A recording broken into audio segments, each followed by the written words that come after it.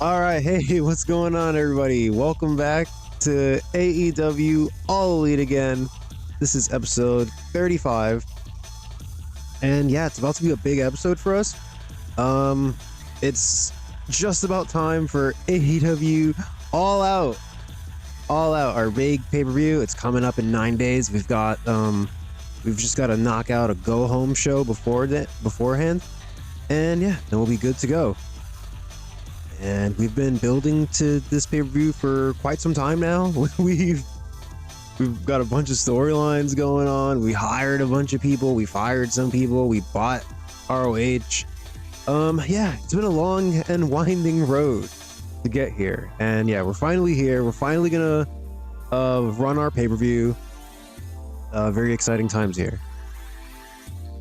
Let's see. What did we do last time? We ran our big TV special, Puerto Rican Vacation, or Vacaciones en Puerto Rico, as I was calling it.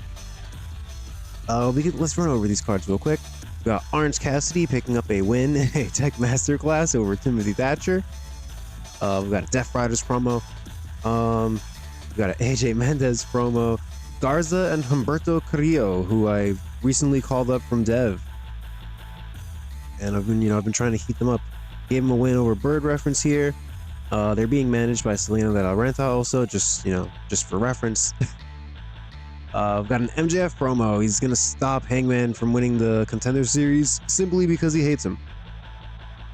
Yeah, in a Contender Series match, we had MJF get a win over Kenta. Got a Hangman promo, basically responding to MJF, saying he doesn't give a damn. The Shining Samurai, Mika Iwata, and Hikaru Shida pick up a win over Lady Shani and Silueta. Good match. Got a 77. We got a backstage segment with Kenta telling Don Callis that he's really not interested in joining his group. Kind of a thanks, but no thank you. After Don Callis basically we had Don Callis come up and say, like, the reason you lost that match out there is because you didn't have anybody, looking after you, anybody watching your back.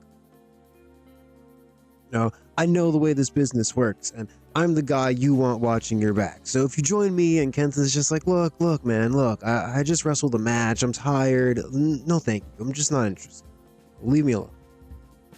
And yeah, Don Callis will remember this. We had a Briscoe Brothers promo where they basically call Beer Money a bunch of, cowards.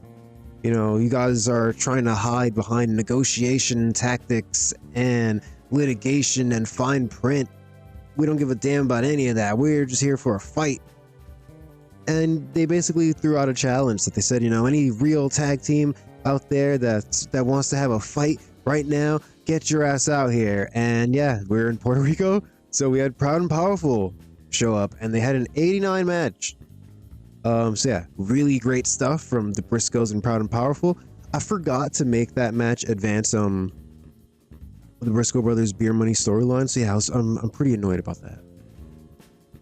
Yeah, then we have a Young Bucks promo in Puerto Rico, and in the main event, we had the Young Bucks teaming with their mystery partner, who was Eddie Kingston, to pick up a win over the tag champs Jimmy Jacobs, Brody King, and Punishment Martinez. All right, so that was Dynamite. Let's take a quick look at Dark. We've got an Eddie Kingston promo. Eddie Kingston's back. Ricky Starks and Will Hobbs picked up a win over Angel Fashion and Zenshi, two local workers in Puerto Rico. I think one of them did pretty good. Yeah, Zenshi did 1 point better than Will Hobbs, but this Angel Fashion guy got a 16. Yeah, so we're never going to see him again. We've got a Walter promo. He's gone from just being like mildly annoyed at Orange Cassidy to now he's just full on upset. Like he hates Orange Cassidy now. He can't stand the fact that this loser who doesn't even take wrestling seriously, who's wrestling in jeans with his hands in his pocket, got a win over his boy Timothy Thatcher. But yes, Walter's pissed. They got a 72.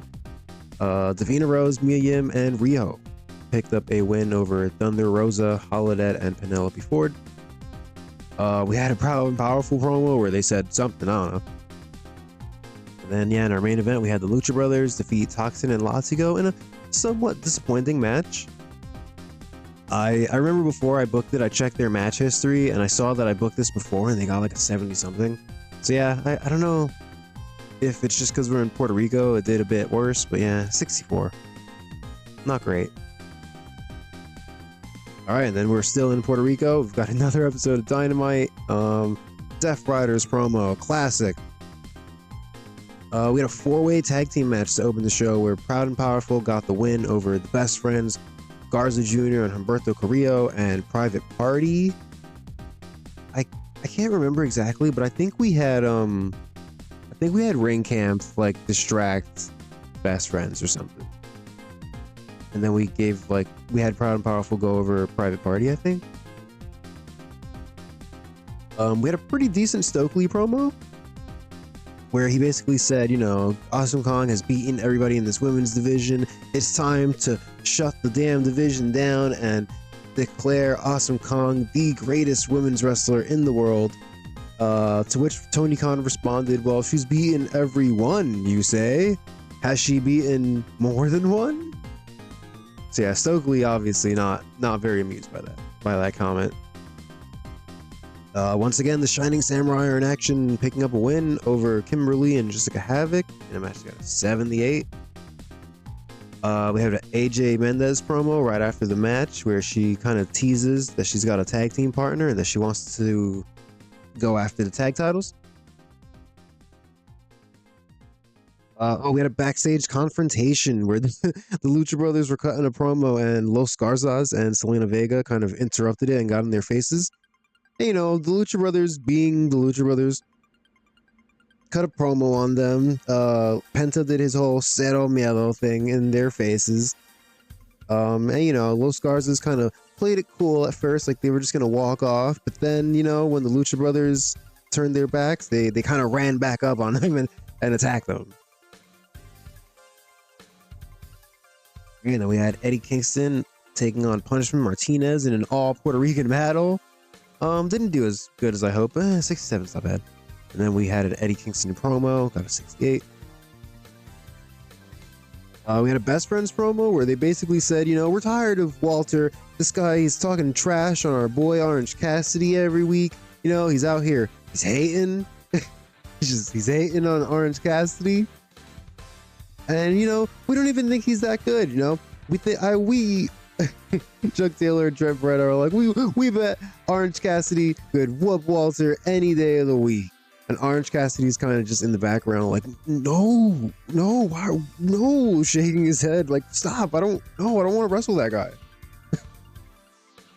Yeah, they're trying to goad Walter into a match with Orange Cassidy, which is what he wanted originally. Kenny Omega cut a promo. He says he's ready to defend his title against anyone at All Out. I've got MJF cutting a promo saying he's going to watch Cody versus Wagner very closely because it is a Contender Series match. So yeah, we had Cody defeat Dr. Wagner Tercero. With MJF, I believe we just put him at ringside, and then we had him at some point interfere against Wagner. But the way I picture it in my head is that he was actually doing color commentary at first. Then, you know, maybe at some point Wagner came by the announce table and MJF started talking trash with him. And then there's a ref bump and MJF gets up from the announcer's table, attacks Wagner, and, you know, kind of helps Cody win the match in a way. Very surprising. All right, we've got the Young Bucks cutting a promo, got a 63.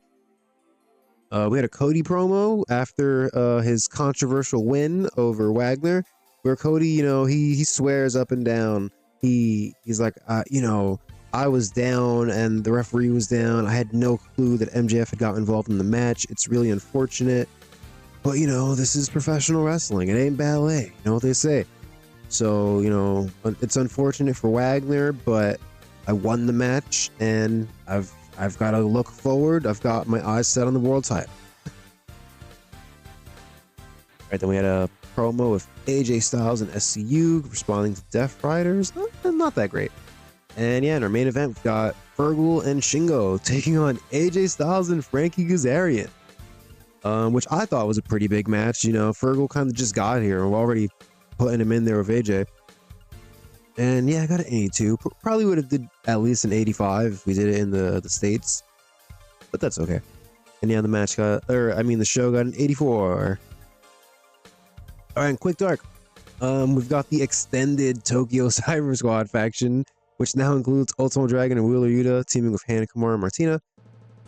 They picked up a win over Thunder Rosa, Holiday, Gringo Loco, and Latigo. Actually had Hana Kimura pin Gringo Loco here, and he was cool about it. So shout out to Gringo Loco. He, just a great all-around guy. knows how to keep his job. That's for sure. And yeah, definitely she got a bit of pop. Then we have a Davina Rose promo where she says, I know I've lost some momentum since I lost the title. I was in a bit of a funk for a second there. But lately I've been feeling like I'm back.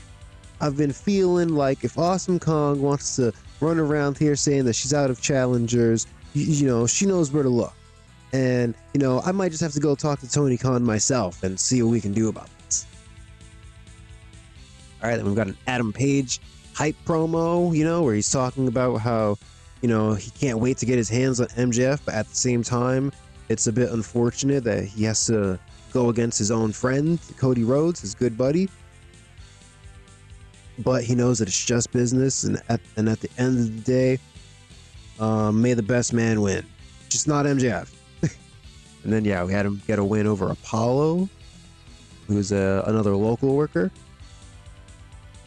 We had a John Moxley promo saying this town ain't big enough for the two of us. I don't know what the implications are there. We're not doing like a loser leaves town match or a loser gets fired match.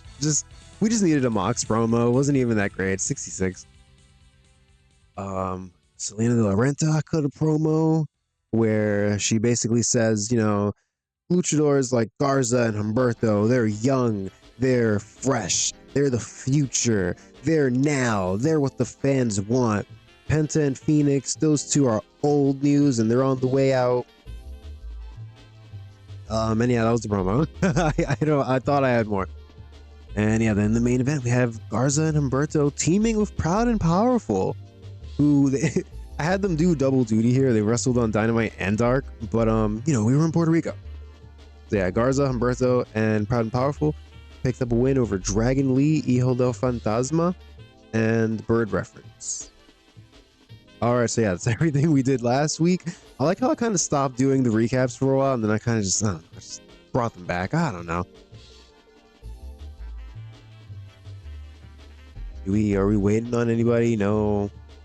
Any emails? No. Oh yeah, let's just go ahead. I've got some stuff pre-booked for our Go Home Dynamite, so that should go pretty smoothly. And yeah, I didn't actually pre-book anything for the pay-per-view, but we've got the entire card written out basically at this point. I can show you in a bit. I've moved what am I saying? I organized the matches so that way we can like save time when we actually book the show. So yeah, we're probably gonna do the matches in this order. Also, yeah, I kind of showed this last week, but yeah, this is kind of a major spoiler here. Adam Page versus MJF. But yeah, just go ahead and ignore that. And yeah, I decided to come up with some pre-show matches. So we've got Kenta. I think Kenta can face Moose. That'll be a cool debut for him. Maybe Swerve Strickland debut. I've got it in my head. Probably will do that. I want to do an 8-woman tag with Martina, Mandy Leon, maybe Kaylee Ray and Mayu Iwatani versus Jessica Havoc, Allison Kay, Rina Yamashita, and Hazuki. Just trying to get a bunch of women on the card. We brought in Kaylee Ray before and had her lose to Awesome Kong, so maybe we can give her the win back here. And yeah, I added a 5-man tag down here. We've got Kento, Bird Reference, and Private Party going up against Proud and Powerful, Butcher and Blade, who Butcher, I believe he should be back from his tour with his band. by the pay-per-views. Yeah, Butcher and Blade, and probably Psycho Clown. Right? I've been teaming him with Blade a lot recently, so I think that makes sense. And yeah, the rest of the card, it's up here. We'll go through it as we book the matches later. So yeah. Zachary Wentz injured. Oh no.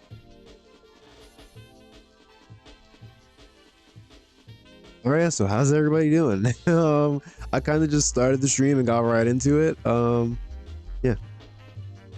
Oh, Jay Lethal.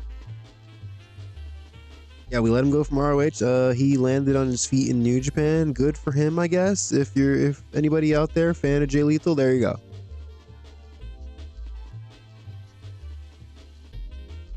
Anyways, yeah, I guess this is the last stream. I've been good. We haven't done the CMLL stream for 2 weeks now, but I swear that series is not like canceled or anything. It was just that, yeah, 2 weeks ago, I was a bit busy on Sunday. And then at the time I was free, I kind of just wasn't really in the mood to stream anymore. It was a bit late. And then, yeah, this past Sunday, I was feeling a bit under the weather. You know, I just kind of wasn't feeling up to talking, streaming for about 3 hours. I just wasn't really feeling it. So yeah, that's why we didn't do the stream. But yeah, I swear to God, the series is not over. Oh no, Kimberly's injured. A broken, oh no. Oh, that's not good. That's not good. I mean, yeah, we were gonna do a 6-woman for the women's title at the pay-per-view, and Kimberly was supposed to be in that. And I mean, we can replace her. That's not the issue, but damn, yeah, how long is she gonna be out for? Because Kimberly's really good. She's over. She's our trainer. Oh, 81 days. Oh, that sucks. That sucks. Yeah, I don't like that at all. Yeah, all right, I guess that's, you know, you got to play the cards you're dealt, right? Damn, 81 days. That sucks.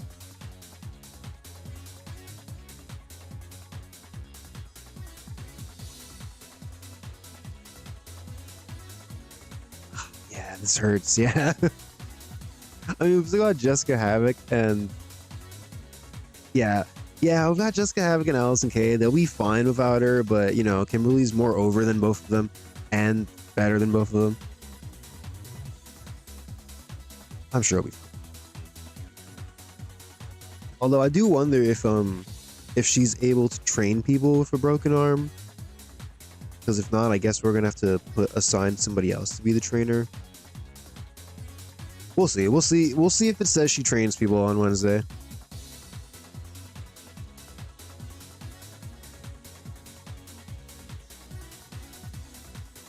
Anything else going on?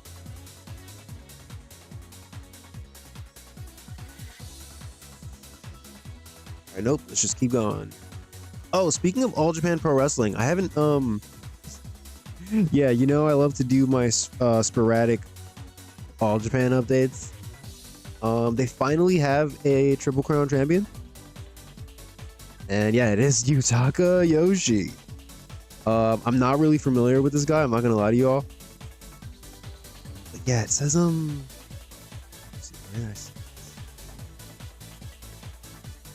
yeah, you look at his attributes here, and he's a noted comedy match performer. So yeah, they've got Jun Akiyama, and they had Shuji Ishikawa win the Champion Carnival. But yeah, I guess they finally decided to crown a champion, and it is this guy. So good for him. Good for this guy. The saga of All Japan not having a Triple Crown champion finally comes to a close.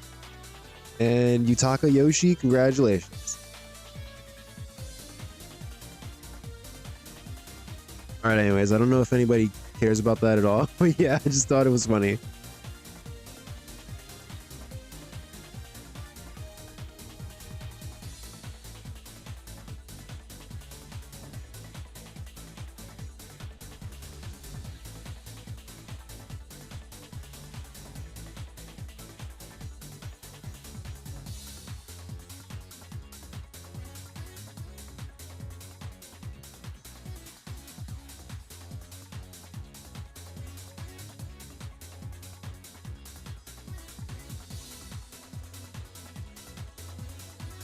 All right.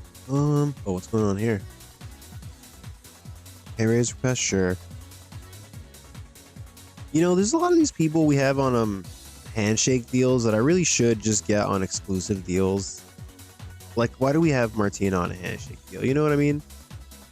Although I guess, to be fair, I guess she like some of them are people like Martina and Hana Kimura and Kagetsu all also work for Stardom. So I guess it makes sense we don't have them on like permanent deals.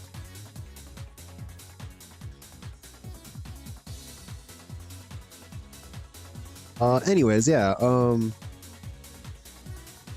right, I almost forgot. Yeah, I wanted to talk about this. God, I took a bump yesterday morning.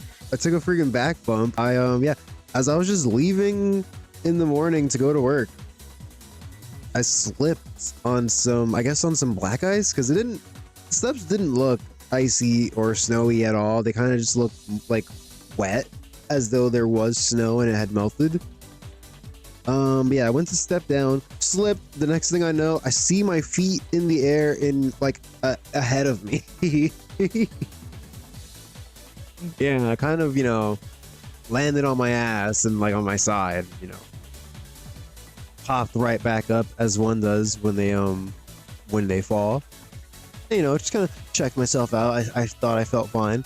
But yeah, that was yesterday. I thought I felt fine today. Kind of feeling it. Feeling a bit sore. My back's a little sore. I don't know. It's a dangerous world out there. Yeah, so that was very exciting for me yesterday morning.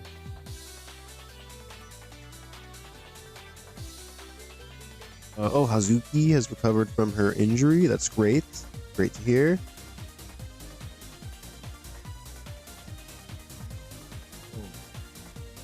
Oh, okay. Only a few days to heal. All right. That's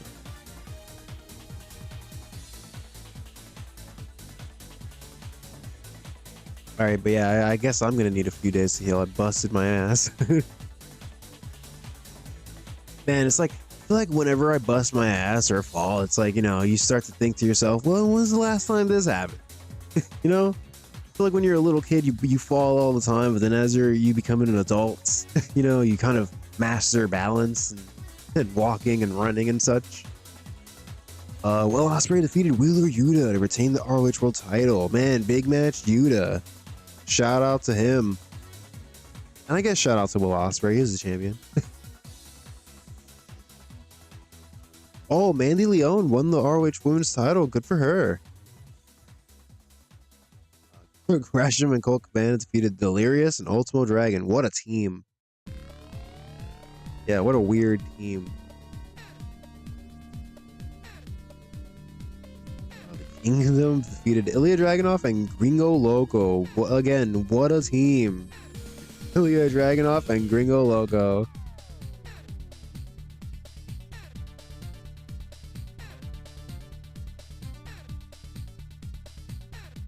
A bunch of other matches happened. Yeah, I just wanted to look at that since they are our dev. Just wanted to see what they were doing.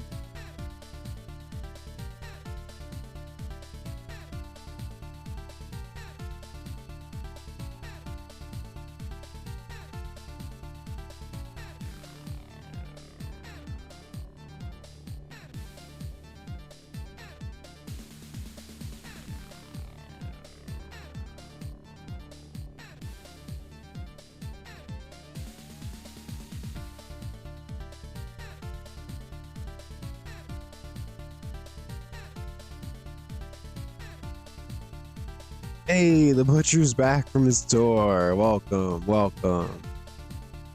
Shout out to Butch. Big Butch. Oh, and it's September. We should have I wonder if like anybody's contracts are gonna go up.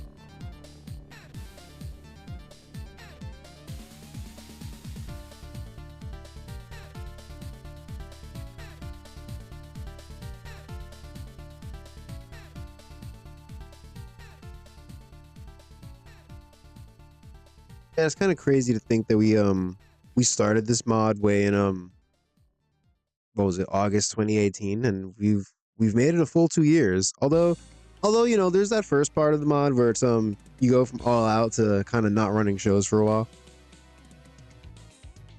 But you know, still, it's like, yeah, 2 full years in the mod, kind of long. And yet it feels like we've just started, you know. It doesn't feel like that long. All right, it is finally Wednesday. Yeah, it's finally time for us to book some Dynamite. Oh right. Let me see something here. Shoot, I thought I made a note about this. Shoot. All right, I think we accidentally booked the last 2 pay-per-views in, I want to say, the Southwest.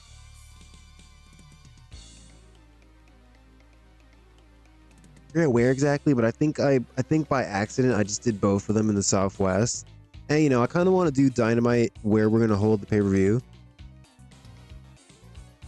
Although I guess it doesn't really have to be that way. We could do the pay-per-view and then do the following Dynamite in the same place, if anything. But yeah, I just don't want to run the 3 pay-per-views in a row in the same place. So we got to remember not to book it in the Southwest.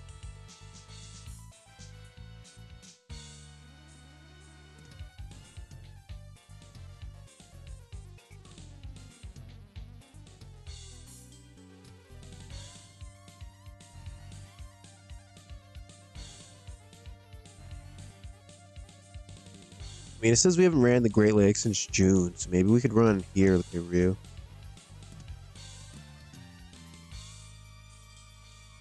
If that's the case, then I feel like for this show we should go to like maybe like the Midwest or something.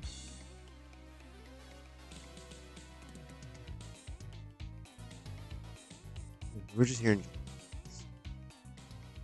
like the tri-state. August, even sooner or more recently, I mean.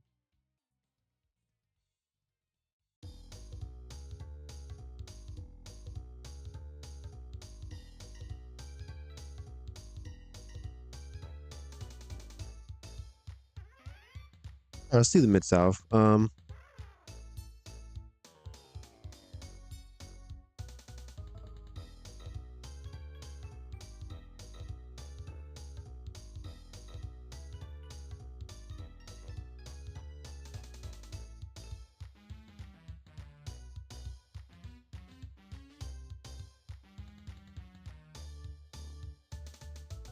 let's just do this first one. It's Texas. I don't know why I'm like really overthinking the venue choice right now. All right, the pay-per-view's coming up, so we're gonna try to farm some creative finishes. I was thinking about this earlier. Should have probably waited until after the pay-per-view to change our booking team, because even though Danielson and Maria have better booking skill than the Young Bucks, they're going through like a probationary period. So yeah, it would have been smarter to hold off till after the pay-per-view, but I just did not think of that at the time, unfortunately. So yeah, there's nothing we can do about it now. All right, and we didn't get any good creative finishes. Thanks guys. All right.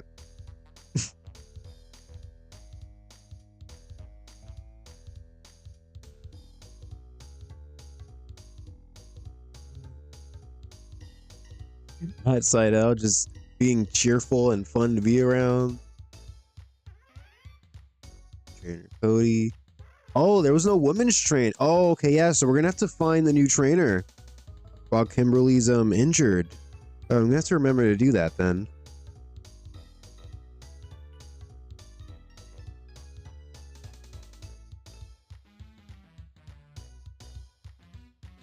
Actually, wait.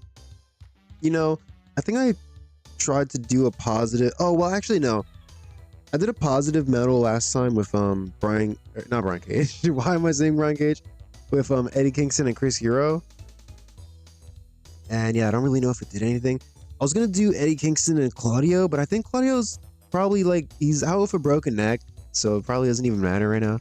So we're just not gonna do that. It would be cool though if they could stop all hating each other and we can just have them on the show and be chill. Okay, and I'm definitely gonna forget to do what the hell was it that I just said that I needed to do? Shit.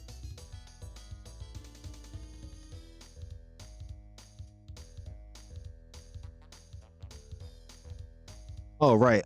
We need to.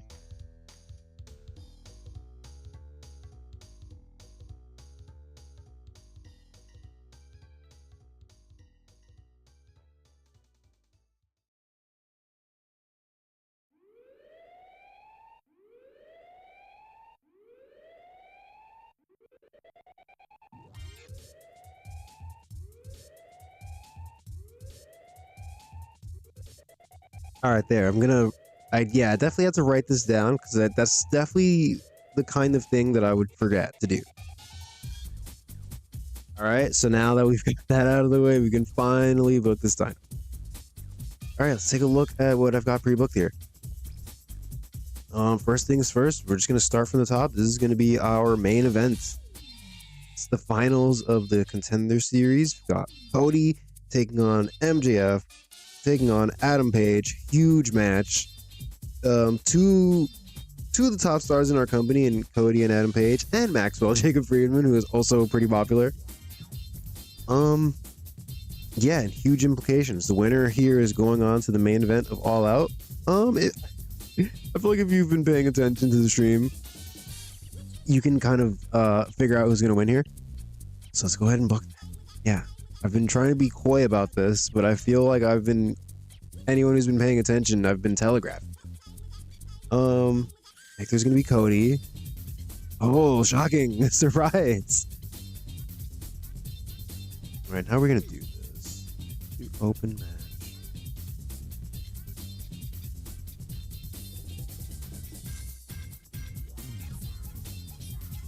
I think I want to do. We're just gonna straight up do a tainted finish. And the loser is going to be Adam Page, Cody's good friend. I mean, also, yeah, let me put these guys at ringside. Jonah Rock and why do I? Oh, Tom Lawler. I always forget Tom Lawler's name. All right, but yeah, the way I envisioned this in my head is that we've got this triple threat going on. There's no disqualifications in a triple threat. So, things are getting pretty wild. They're fighting on the outside. Adam Page is hitting moonsaults out of the ring. At some point in the match, Jonah Rock and Tom Lawler are going to get involved, and they're going to go after Adam Page and kind of try to take him out. Which, at that point, will leave Cody and MJF to have to face off. They'll wrestle for a bit. And then eventually it seems like, all's lost. Cody's going to lose the match. MJF's going to win. Adam Page makes his big heroic comeback. He goes after Jonah Rock and Tom Lawler. He takes them both out. He takes out MJF. He gets on the apron. Buckshot lariat. But then before he can go to make the cover, suddenly Cody's back in the ring. Cody, he rolls up Hangman Page. He rolls him up. And yeah, he's going to get the win. Maybe I should do, instead of a tainted finish, a flash. So yeah, basically the story here is that Cody is gonna steal the win from Adam Page. Dramatic stuff.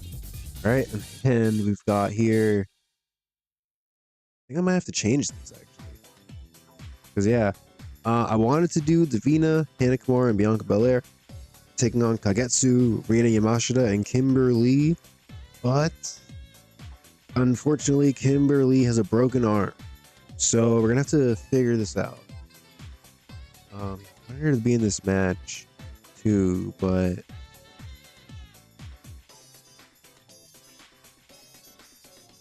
all right, let's look at our women's roster.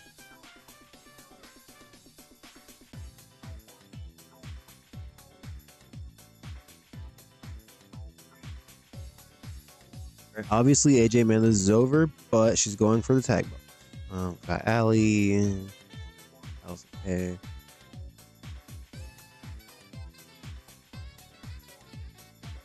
I mean, Holodead is recognizable, but I feel like I've jobbed her and done the rose out so many times that it would make absolutely no sense for her to be in the match. But to be fair, I also have jobbed out Kimberly a bunch, so maybe, you know, be in there. I don't know. Hello, Jessica Havoc. I mean, they're pretty close. They're really close in popularity.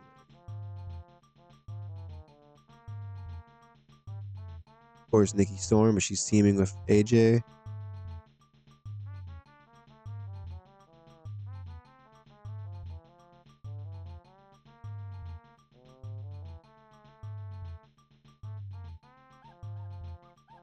Yeah, and then what about this match? Who? Because if Jessica Havoc is in this match, then we're gonna have to replace some. Or although this could just be a 3-on-3, it could just be like Martina, Kaylee Ray, and Mayu versus Allison K, Rina Yamashita, and Hazuki. Actually, all right, yeah, cool. We'll do that then. All right, so yeah, Jessica Havoc. You're getting a title shot now. Congrats. For just literally for no reason, just getting a title shot. Boom. All right, sorry, Mandy. Sorry. All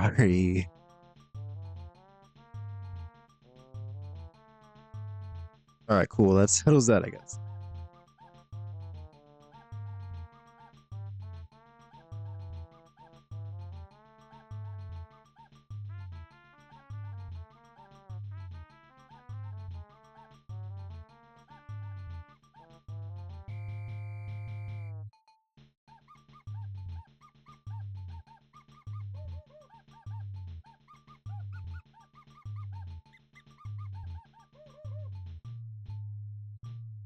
All right, and all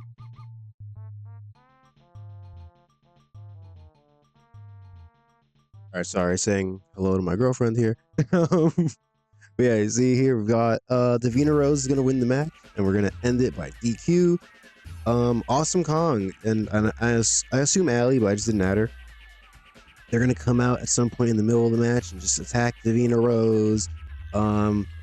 The heels are gonna go after like the faces. Like we got Hazuki at ringside, so Hazuki Kagetsu and Rina Yamashita are gonna go after Hana Kimura. Maybe Jessica Havoc and Allison Kay just go after Bianca Belair. You know, the heels just kind of gang up on the faces and kind of stand tall. And yeah, then we're gonna do a promo segment afterwards. Yeah, let's go ahead and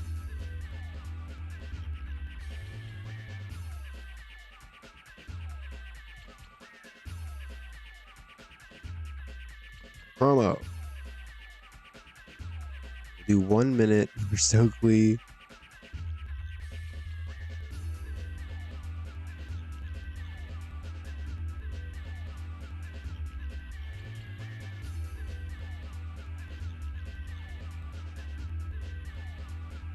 I mean, basically the gist of this promo is just that Stokely Hathaway is going to do some more trash talk and kind of once again declare that Awesome Kong is the best, you know, and that all the baby faces are trash. And yeah, then Tony Khan, aka Renee Paquette, is going to come out and like announce the match for the pay-per-view. Basically, you know, I thought about what you said, and it gave me the idea. What if instead of Awesome Kong facing one person, she faces two? What if she faces 3 or 4 or 5? And yeah, they're gonna, yeah, you get the idea.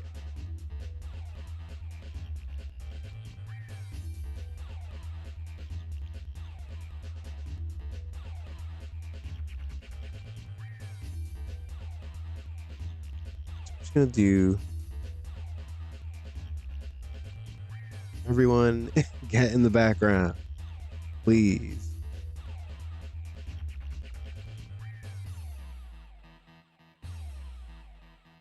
Yeah, this is so many people involved in this right now.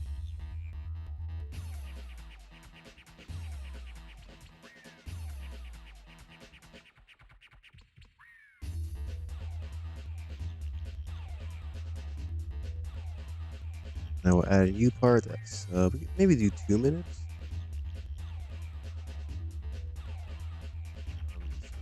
Storyline.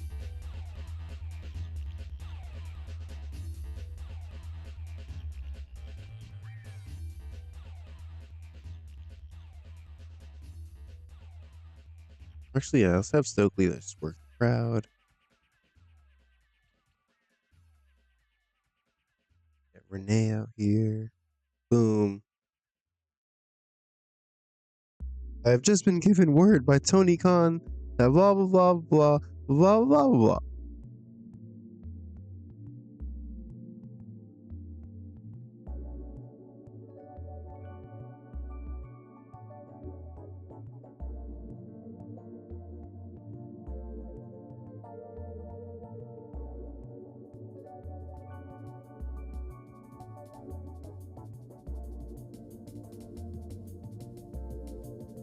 Here we go.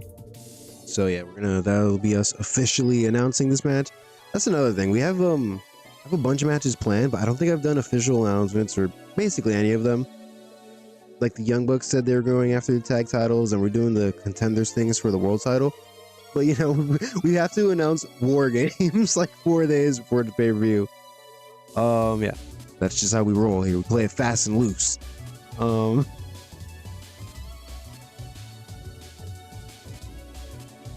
All right, speaking of War Games, we've got a War Games Advantage match. John Moxley, Christopher Daniels, storytelling match, unfortunately, but yeah, you see here, of course, we're gonna give John Moxley the win. We ran this singles match before, and that time we gave Christopher Daniels the DQ win. John Moxley was very upset, so here you go, John. Here's your win. Also, yeah, John Moxley losing that match actually cost him a lot of popularity, so in hindsight, it was not the right.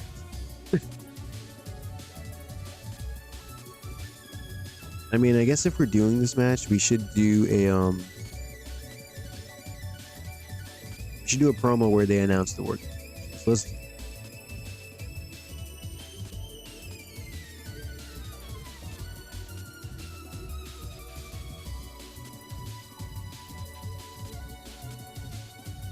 John Moxley, Virgil, Devitt, Shingo, and Pac taking on AJ Styles, Christopher Daniels, Scorpio Sky, and Frankie Kazarian.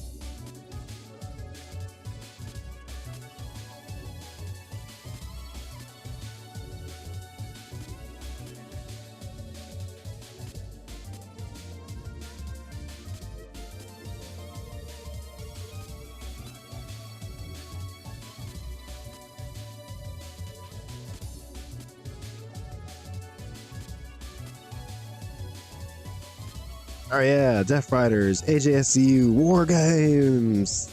Can you imagine Tony Khan saying War Games like William Regal? That would be funny as hell. The way Tony Khan cuts promos reminds me of this is gonna be a not even a niche reference, just specific.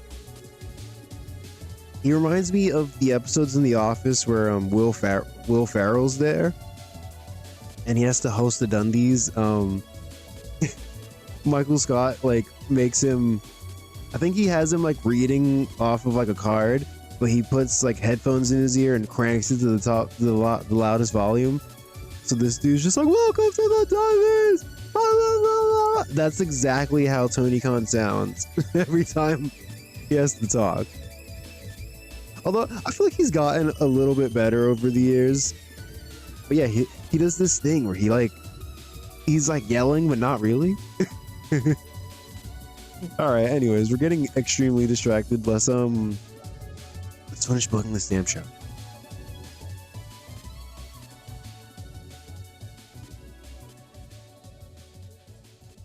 I've kind of given up on the storyline.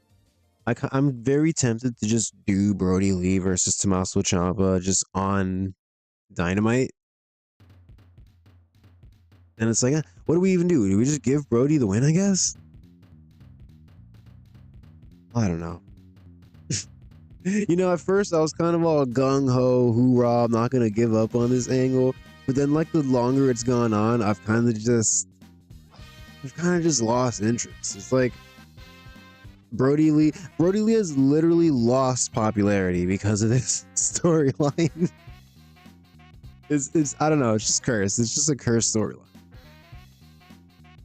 Yeah, that's an option, I guess.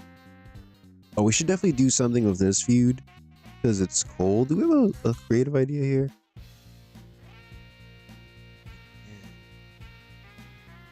Two near certainties for the Young Bucks. The safe bet for Bianca. Oh, this storyline we definitely need to do more with.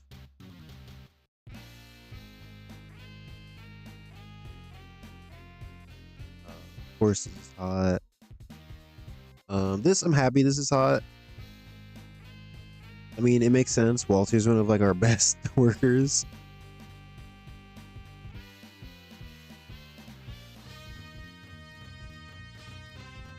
Very hot. Very hot. Only a little cold, okay. We can deploy that creative idea, I guess, for this. It's also funny because Bianca Belair really has not been involved in the storyline for quite some time, but let's just do it anyways. Oh.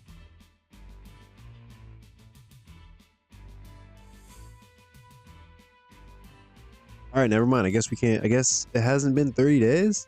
All right, whatever.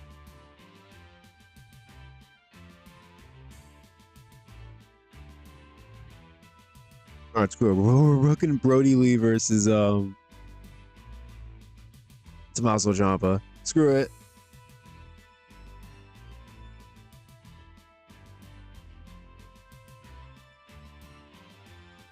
It's gonna be our wild brawl.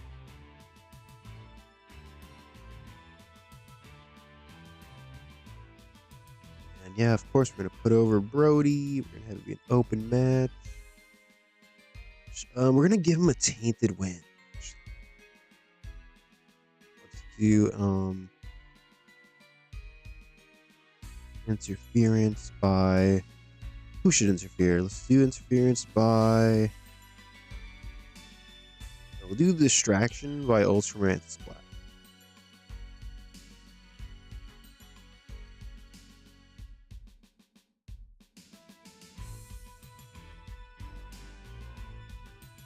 Let's go ahead and put the entire Dark Order at ringside.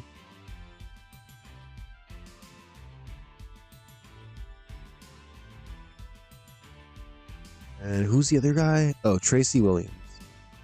For some reason in my mind, I was thinking Travis, and I was like, who the hell's Travis?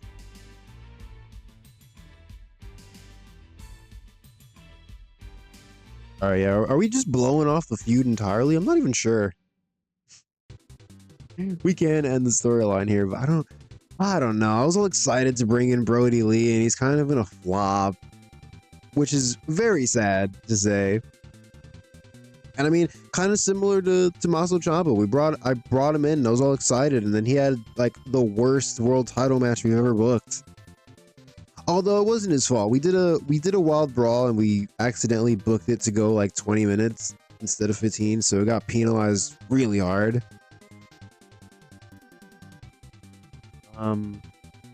We won't end the storyline just in case. But yeah, Brody Lee is going over.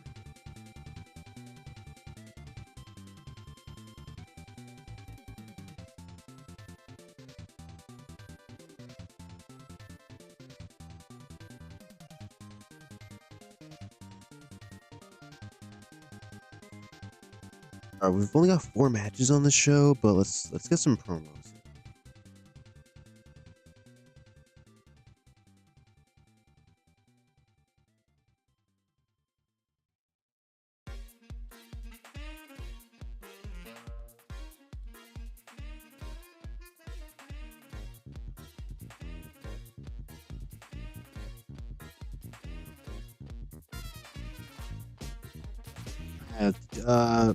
John Moxley, after winning the advantage for the Death Riders in the War Games, We're just gonna have a big promo with Death Riders where John Moxley is basically gonna tell them, you guys fucked up challenging us to this match. Or I don't even remember who challenged who. Did anyone challenge anyone? Did we even? I don't know. Whatever, man. He's gonna tell them they're screwed is the whole point. He's gonna say, you guys should not have accepted this match against us. You are not ready. You think you're ready, but you are not ready for the violence we are about to bring you. I'm gonna break your neck.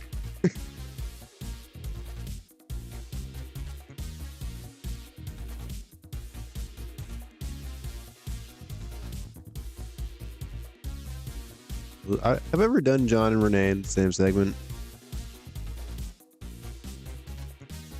Not sure.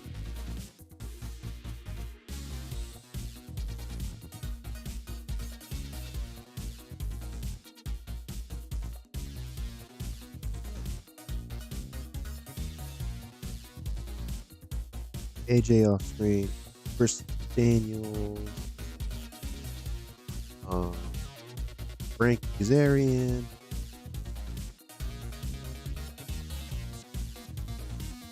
And good old Scorpion.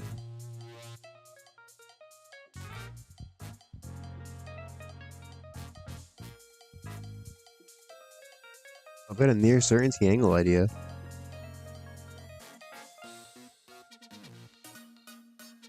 And I've got a near certainty for Claudio. That's so cruel. So cruel.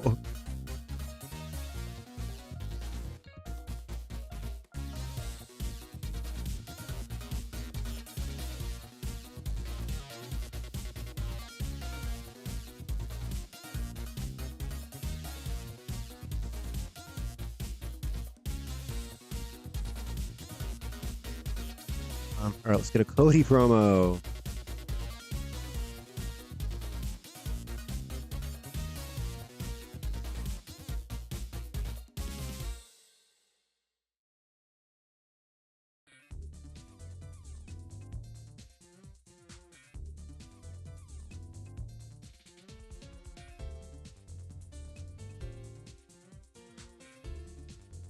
All right, Cody promo.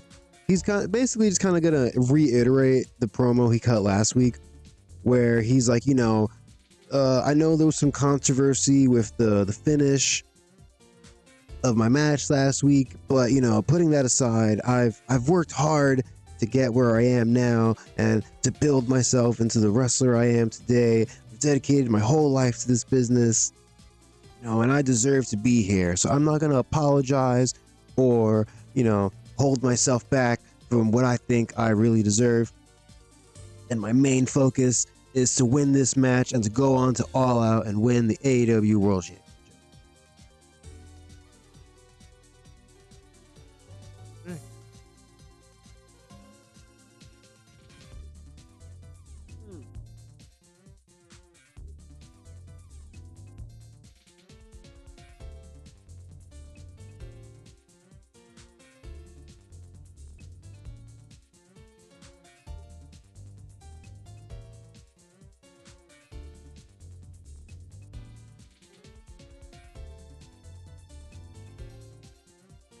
Kenny Omega in there too, I guess.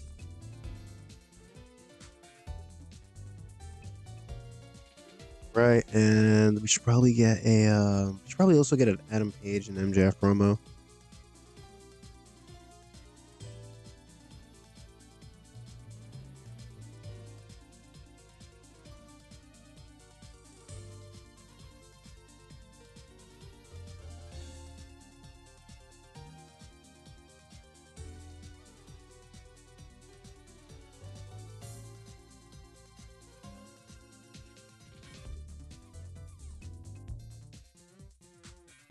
All right, I've got an Adam Page promo where they'll probably ask him a question about what's going on with Cody. And, Adam Page is kind of just like, look, I can't, people are always going to have their opinions. People are always going to want to give their 2 cents. Can't worry about that right now. I'm on a mission to win the world title. And, I knew that I could end up having to wrestle my friend, and now that's exactly what's going to happen tonight. So, I'm just gonna go out there and I'm gonna give it 100%. Just pure babyface promo.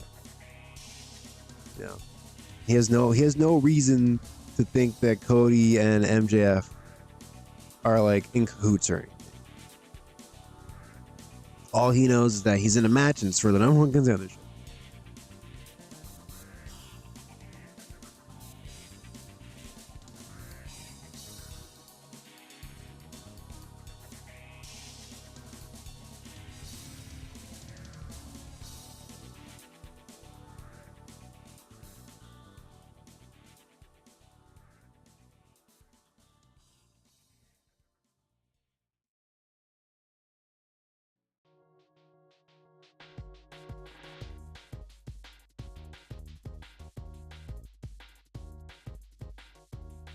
All right, and of course we're just gonna complete the trio here. MJF's gonna cut a promo. He'll be damned. Hangman Page is gonna be the #1 contender over my dead body.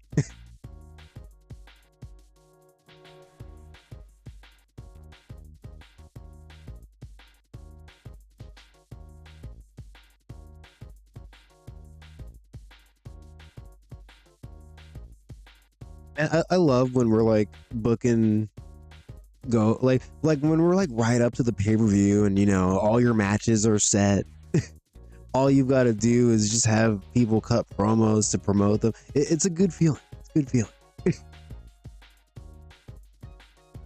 It's like, all right, you cut a promo, you cut a promo, you cut a promo, you cut a promo. All right, the show's booked.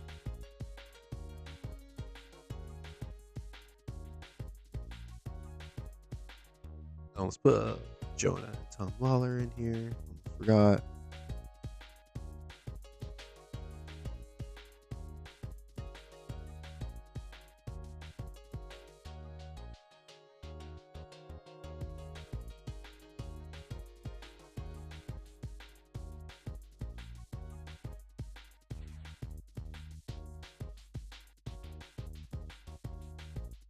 All right, I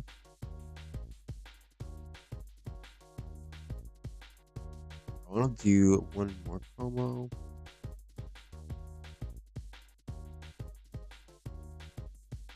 Stage 3 minutes. What is this? Like a tease or I don't know.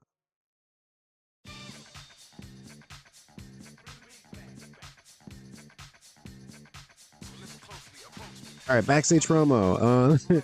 Yeah, we had both Eddie Kingston and Proud and Powerful were kind of, MIA for a bit, but we had both of them return during our Puerto Rico shows. So yeah, we're gonna do a backstage segment where we're gonna have Eddie Kingston. He's being interviewed by Renee. And he's doing his babyface thing where he's kind of just saying like, I'm back. I feel great. I feel better than ever. I'm ready to kick ass again and work my way back up the ladder. And we'll do 2.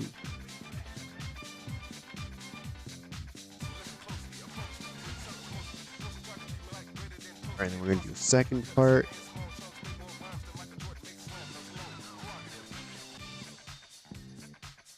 Here, I guess this can just be.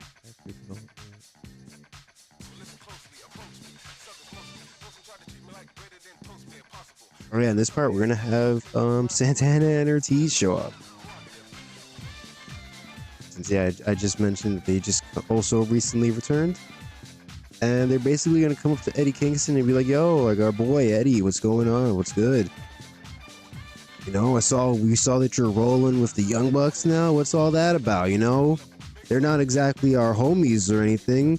And Eddie Kingston's kind of gonna be like, look, we had beef with the same dudes, so I came back to help them out. The Young Bucks, they never did anything to me. We've always had a decent relationship, I got no problems with them. And basically Eddie, Santana and Ortiz are gonna be like, you should be rolling with us, man. That's all we're saying, man. If you ever want to come, hang out with us, just you know where to find us. And Eddie Kingston's gonna be like, all right, man, bet.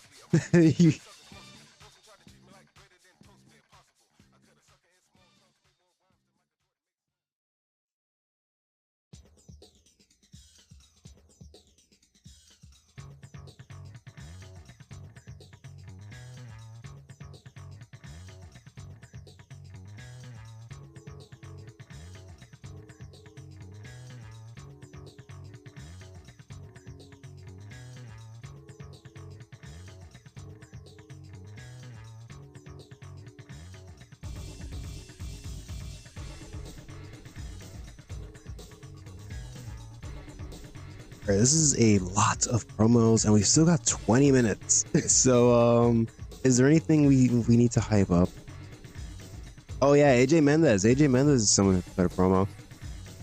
Kenny Omega can cut a promo, I guess. We can give Jacobs and Brody a promo. Maybe, well, God, there's so many people. Maybe some people might have to cut promos on Dark. Although Dark's gonna air after the pay-per-view, I think. Damn.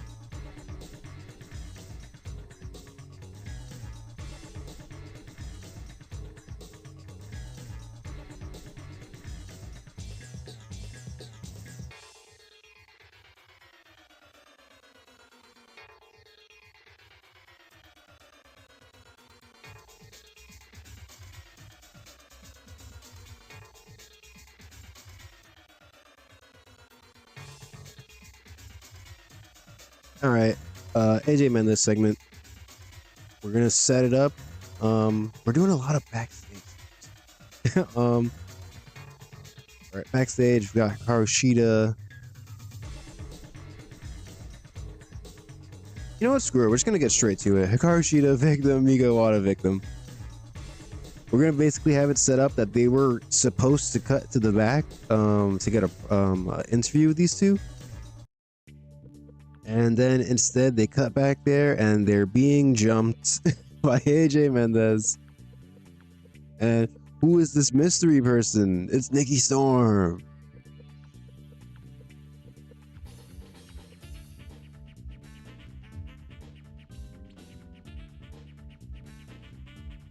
All right, yeah, so we've got them getting attacked, and then we're gonna do the second part where AJ Mendez is gonna cut a promo on them, I guess.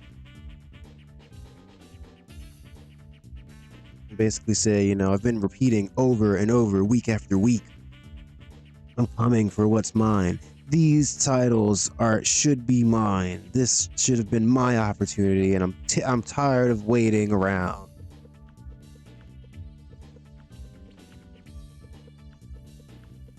Or something.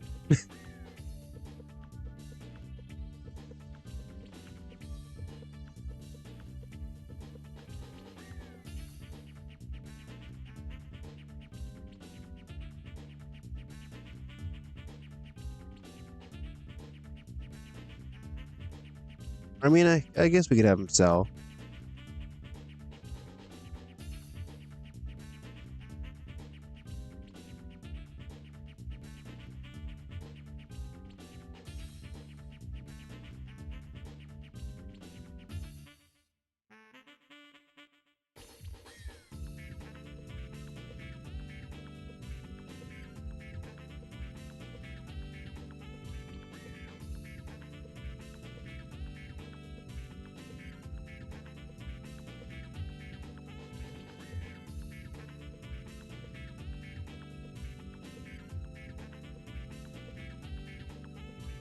Oh yeah, so Nikki Storm making her debut in a backstage segment, just jumping the tag champs. All right, so that's the women's tag title match set up for the pay-per-view. I feel like this card definitely can use at least one more match.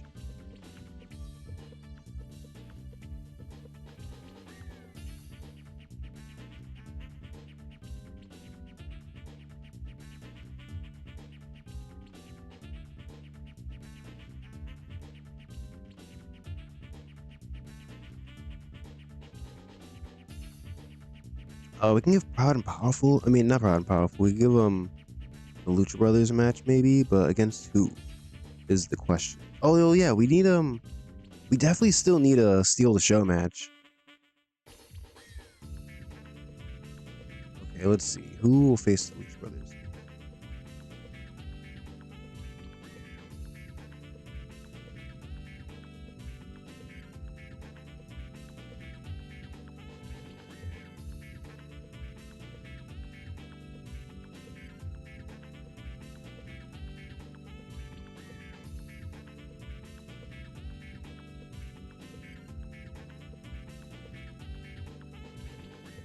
I mean, the Butcher just came back.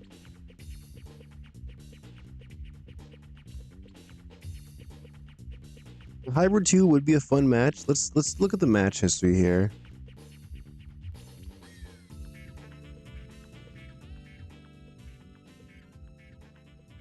I mean, we ran this way back in December 2019. Yeah, we're doing it. We're doing it again. I don't even remember the last time I booked the Hybrid 2. Yeah, steal the show. Obviously, we're giving the win to Jack Evans. No, we're giving it to Penta.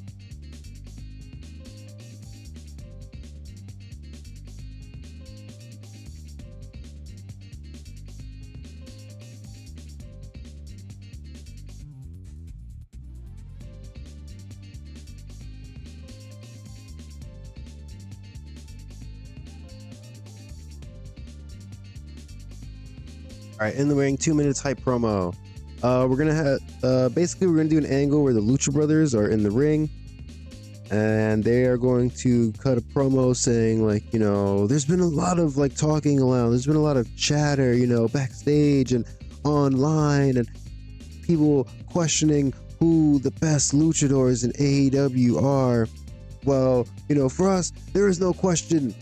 We know that the one answer to that question is the Lucha Brothers. And any team that wants to run their mouth can step up, and we'll be glad to face them in a match. Yeah. Okay, ve, ¿Quién es quién?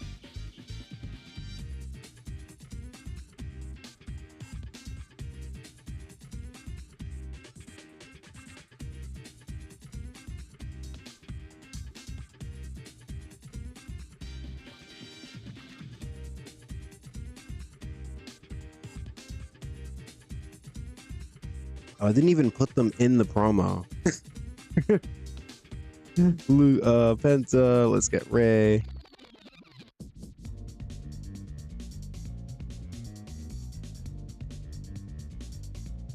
And then, yeah, we're gonna have them be answered by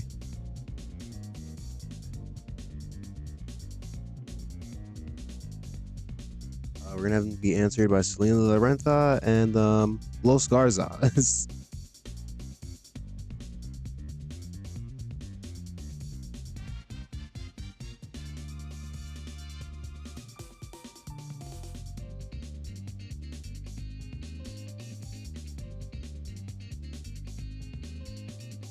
And yeah, basically they're gonna, you know, tell them, you know, you're right, there has been a lot of talk about who the best luchadors are, but where you are wrong is that it is not you two, it is Garza Jr. and Humberto Carrillo. We are the best luchadors. El mejor lucha del mundo. And we'll prove it against you two at All Out.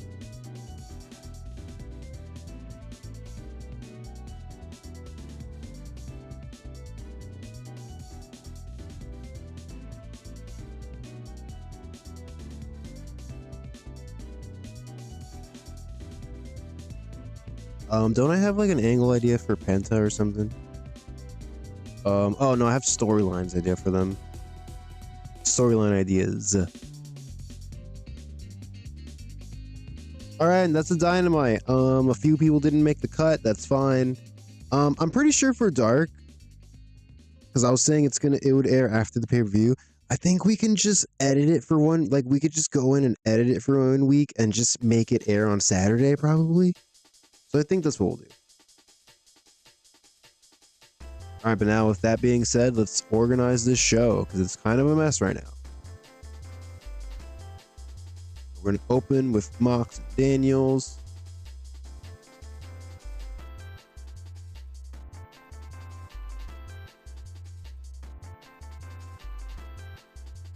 I mean, we've got enough time. This can be a 6-minute promo.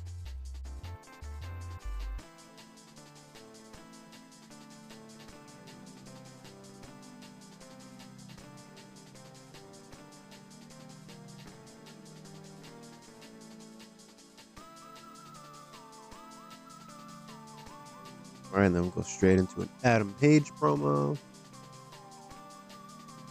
We're going to just go into Brody Lee versus Tommaso Ciampa randomly.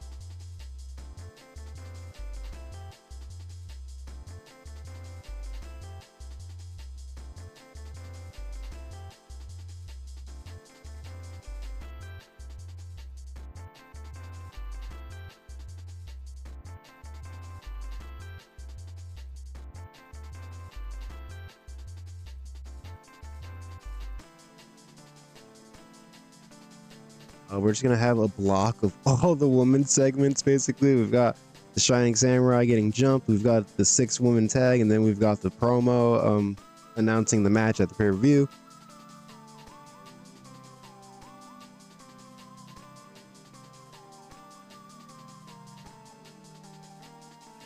All right, then we've got Tony Khan's big announcement. We've got the Cody promo, and then yeah, we go into the main event, which should be really good. I think this is looking like a pretty good show. If the one match I will say I'm worried about is Brody Lee versus Tommaso Ciampa. These are, you know, two guys who have been under delivering, I'll say, in terms of like their matches and promos since they've been here. But I'm hoping that they can just, you know, Tommaso Ciampa's really good at brawling. Brody Lee's should be good. I'm hoping they can pull something special. I'm hoping they can redeem themselves, you know, both of them.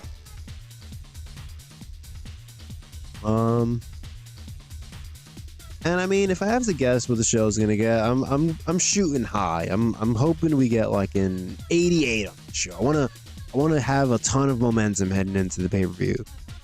So can we do it? Let's see.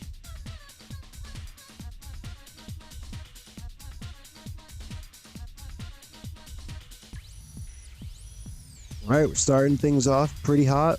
78 match, Jon Moxley picking up a win and the War Games advantage over Christopher Daniels. I'm pretty pleased with this, especially since it was a storytelling match. I know if it was just a regular match, it would have probably done better, but you know, we need a storytelling.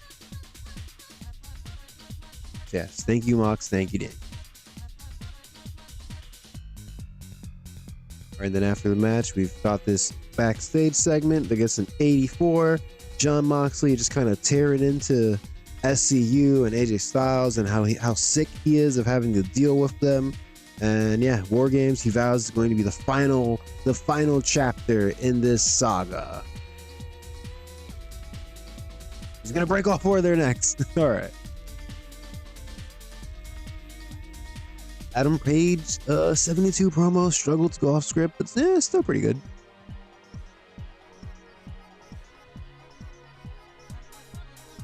That's 69. They didn't click.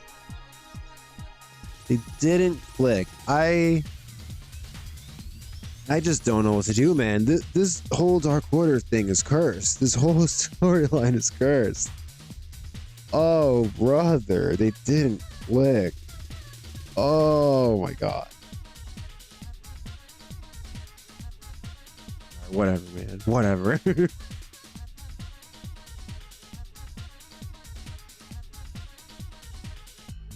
Eddie Kingston backstage segment with Santana and Ortiz. No storyline attached. Gets a 64. Part of just Eddie Kingston got a 78. Wow, it's good.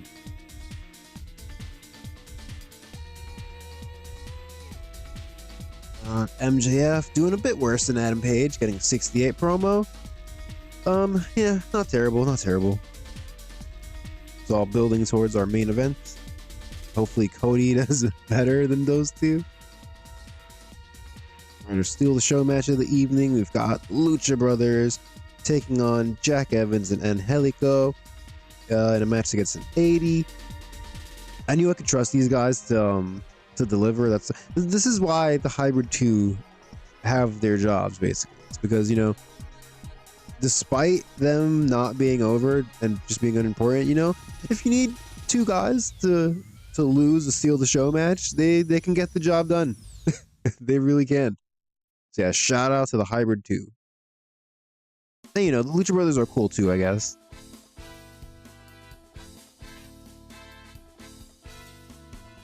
All right, this segment after the match only gets a 58. All right, it's not hot, but you know, not terrible, not a disaster.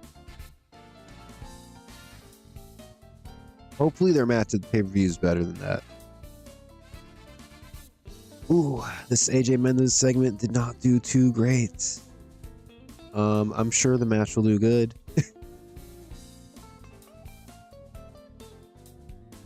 We've got 6-woman action. Davina Rose, Hannah Kimura, and Bianca Belair picking up a disqualification win over Jessica Havoc and the Odeyo Tai team of Getsu and Rina Yamashita. After Awesome Kong got involved and attacked Davina Rose. Pretty solid match. We're showcasing a lot of our women's division here.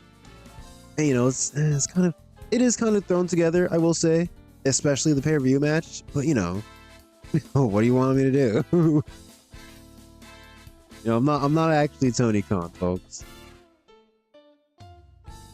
Although both these storylines gain heat, so yeah, good, pretty good.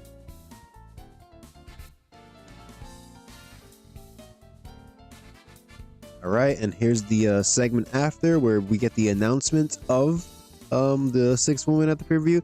There is a ton of women on the screen right now. Oh, look at our women's division go.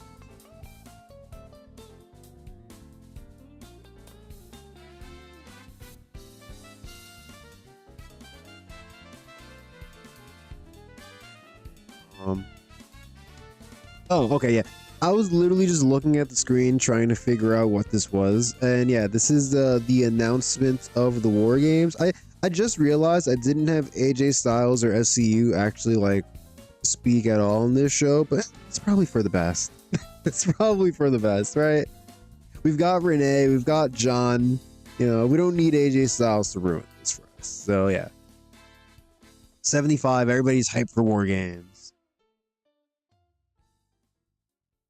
All right, and Cody Rhodes turning up the heat with an 85 promo right before our main event. Let's see what this match does. I have high expectations. I have high hopes. Let's see. A 78. All right. All right. Huh. You know. All right, man. All right. You know, whatever. I thought this would do better. I really did. I mean, a 78 is not a bad match, but I don't know. Cody and Adam Page being 2 of our major stars, you know, I thought this would do better. I guess I was wrong. I mean, the storyline didn't lose heat, though. Let's look at the bright side, right? But anyways, putting all that aside, Cody Rhodes is now the #1 contender to the World Championship. Woo! Get hype, Cody heads. What should Cody Rhodes call his fans? The Cody crew. 83. All right, not quite as good as we hoped, but a very respectable score.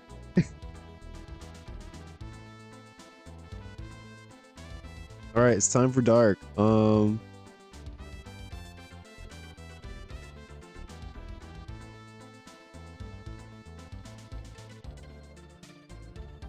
Let's see.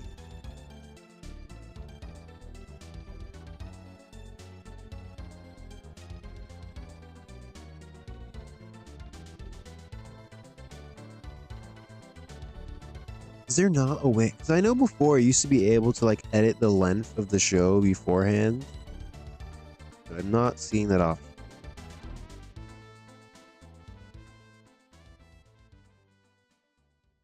All right, you know what? Look, here's the deal. I'm just gonna book this as though it is in fact going to air before the pay-per-view. And if it doesn't, because we can't change it and it just airs after the pay-per-view, so be it. You know what I'm saying? It's not that big.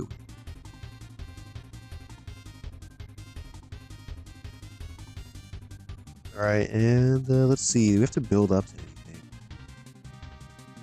I mean, I could have got Kaylee Ray and Mayu Iwatani on this card if I thought ahead and brought them in. But it's fine. They can just show up at the pay-per-view. It's fine. We should give Kenta a win here, and maybe Kento Miyahara as well. Get him some momentum. We could book a little Skarzas match. Maybe a promo from Jimmy Jacobs and Brody King. All right, yeah, let's go. We're ready. We're trying to kill time on this show. We're trying to speed book this.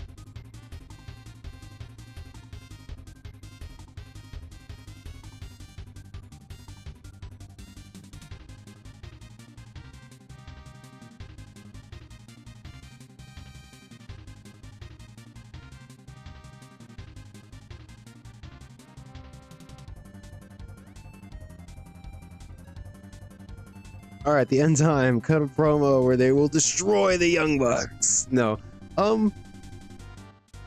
you know, maybe Jimmy Jacobs will say some shit about like we're gonna not only this is more than a match to us. This is about legacies, and you know, how will you be remembered? How will your legacy stand the test of time? The Young Bucks, you guys want to run around and talk about all that you've done.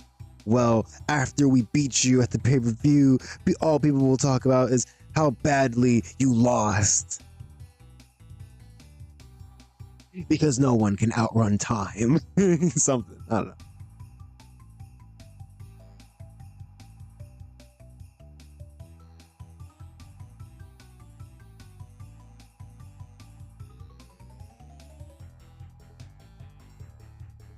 I never use RJ City. Let's get him in here.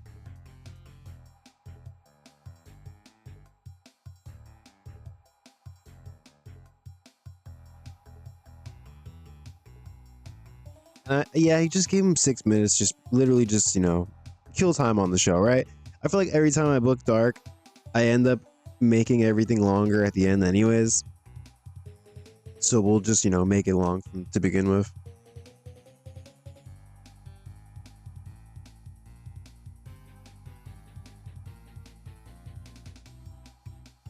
Or who's Kenta facing?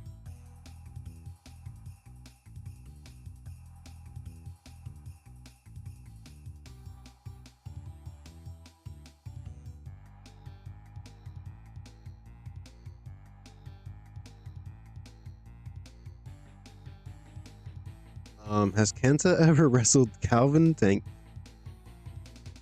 see. Kento Miyahara has.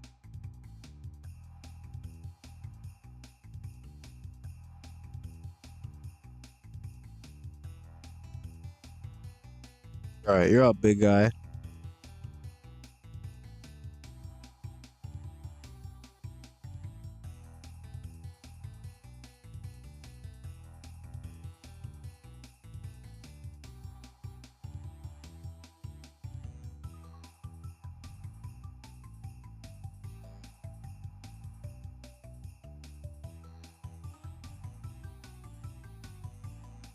All right, we're giving Kenta the win here, and oh no, who's this? It's Jim Ross. Boomer Soomer, boomer, football. Real impressive stuff there, Kenta. You really get the job done. For, you know, sometimes a good team just has to take some time to reevaluate the situation and recalculate and recalibrate. And so we've been in the we've been rewriting our plays. And all right, yeah, whatever. I can't do this. I don't actually know anything about football.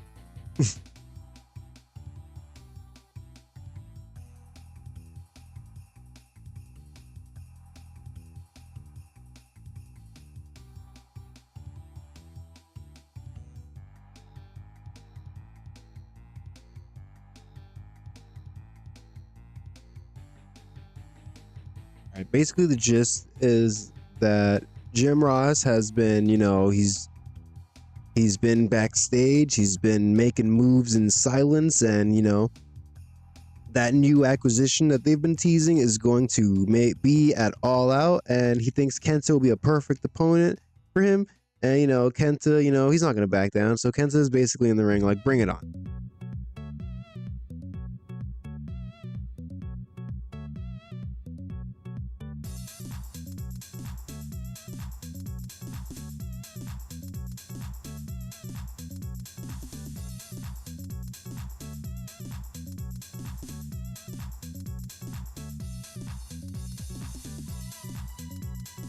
All right, cool. We're setting up a pre-show match.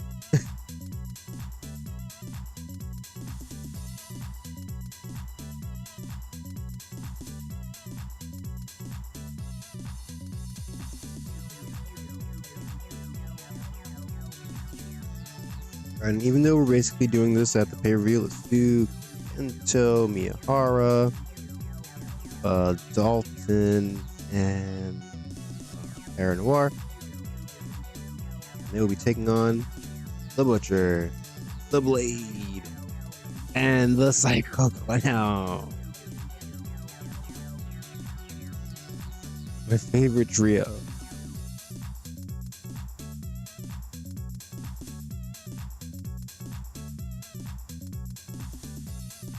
And you know what? Let's give the win here to Dalton Castle.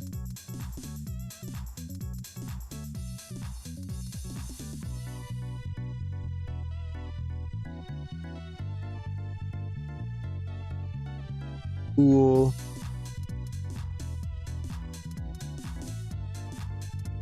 What else are we building up to? All right, Los Garzas. Yes, yes.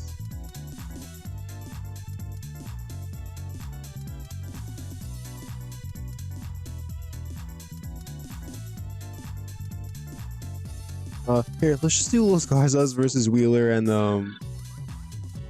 Ultimo. This should be a fun match. Oh wait, hold on. I think I'm about to make my classic mistake, actually. I don't think any of these people are over. I always, for some reason in my mind, I've just convinced myself that on Dark, it doesn't matter if people are over or not, because, you know, I'm thinking in my mind how I'm like, you know, it's just a YouTube show. But I feel like in the game, it does matter. So let's see. Is Wheeler Yuta over? I know. Oh, he's recognizable. Let's go. Ultimo's unimportant. Okay. Who else we got? What about like Dragon Lee? You know, that Phantasma is recognizable.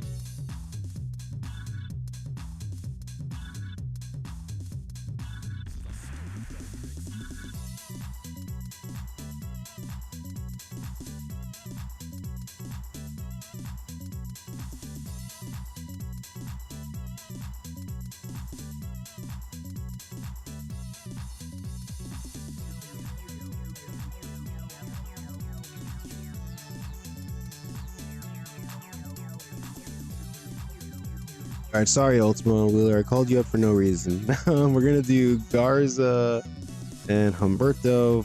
Screw it. We're just gonna straight up do them versus Dragon Lee and Hijo del Fantasma.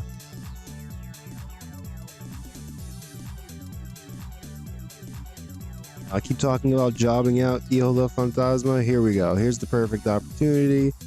We're gonna have Garza get the win over Fantasma.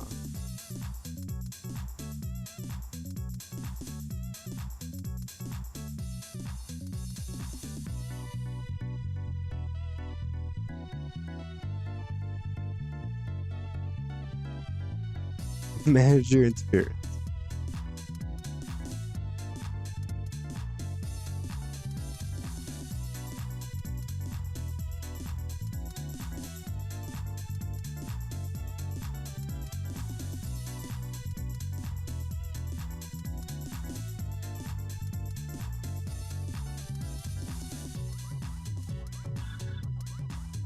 We only need 2 more minutes.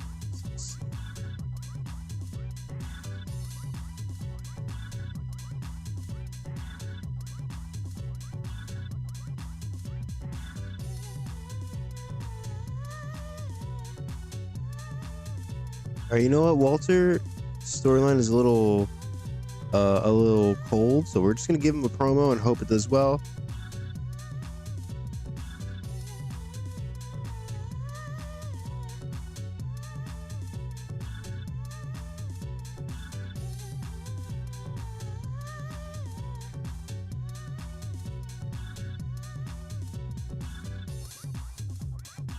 Yeah, Walter. He's gonna basically tell Orange Cassidy, you know, you like to joke around and laugh and have fun. Well, at All Out, we will face each other. There will be no running, no games, no substitutes, and by the time I'm done with you, there will be nothing for you to laugh about.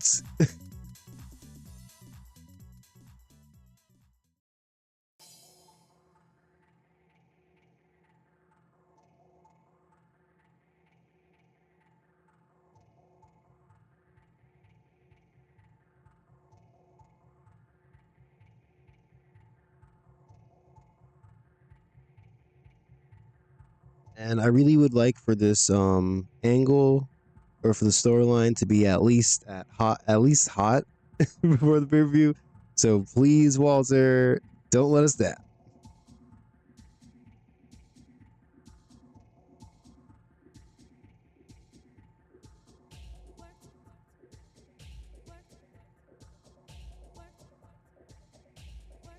Oh right, we also have oh god.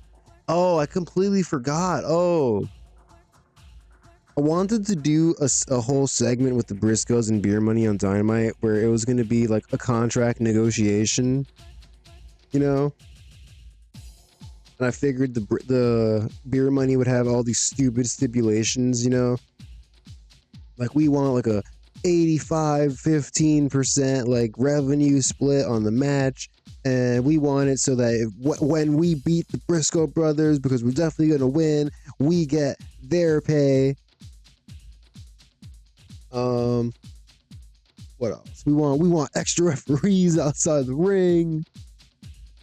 We want these two drug tested. Who knows what they're on? Who knows what these guys are on? You know, just kind of that whole thing.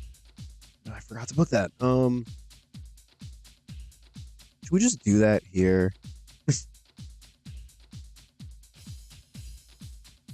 We only have. Oh well, we have some time left. All right, we're doing it.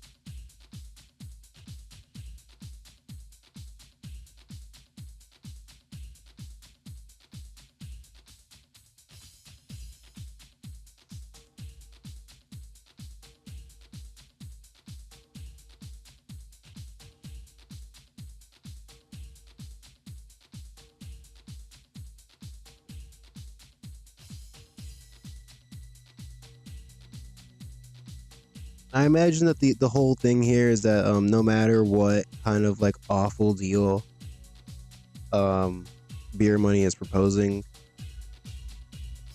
Briscoe brothers are just gonna cut a promo on them and be like, you know, we accept.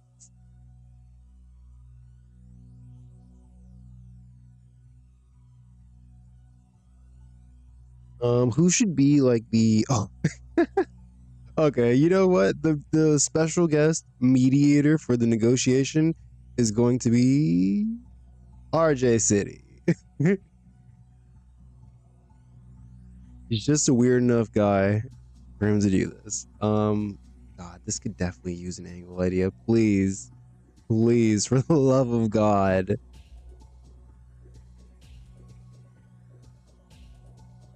This is what we've been saving this near certainty for a contract negotiation. You know, I've got to say, there's something about the word negotiation. I don't think I know how to spell that word. I feel like every time I write it, I look at it and I'm like, that is not how you spell this word, but I don't know whatever, man. Anyways, that'll be before the main event. Let's move the Walter.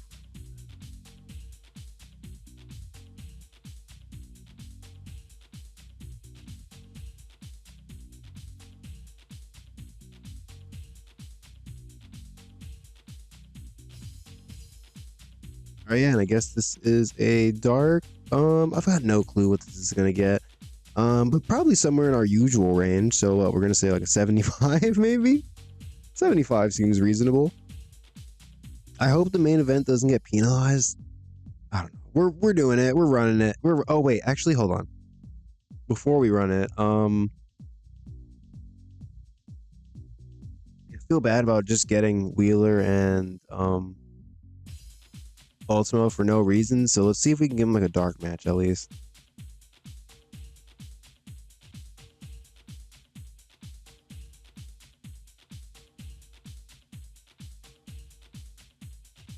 Ah, you know what? Screw it. Screw it. It's fine. We're just gonna run this. Oh my god, an 80 for this random 6-man. Kanto Miyahara and Bird reference picking up a win over the Butcher, the Blade, and the Psycho. And I mean, yeah, of course, look at this team. Kanto Miyahara got an 80, Dalton Castle got a 72, Kara Noir got a 69. This is a solid team right here.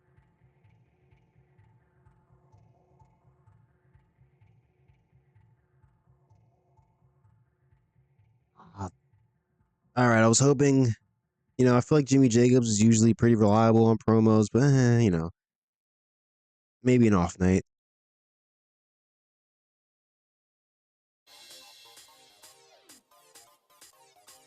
The Walter promo was a success. Oh god, the storyline didn't gain any heat though. Oh no. Let me see. Oh, it is hot. Oh, okay, good. All right.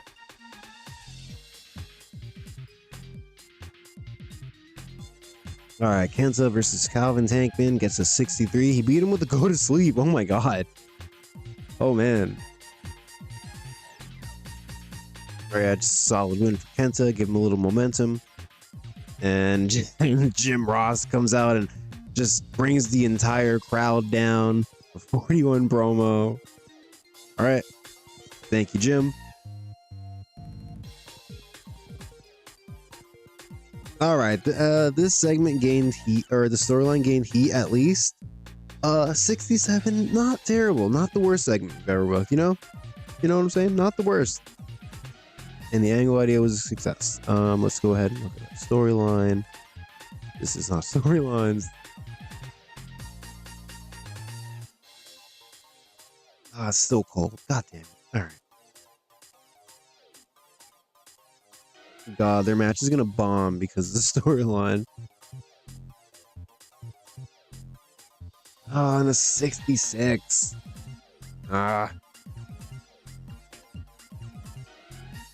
Although it seems like it was more so penalized because Los Garzas are not heels yet. They're still baby faces. Oh, Phantasma holding back. Dragon Lee holding back. What?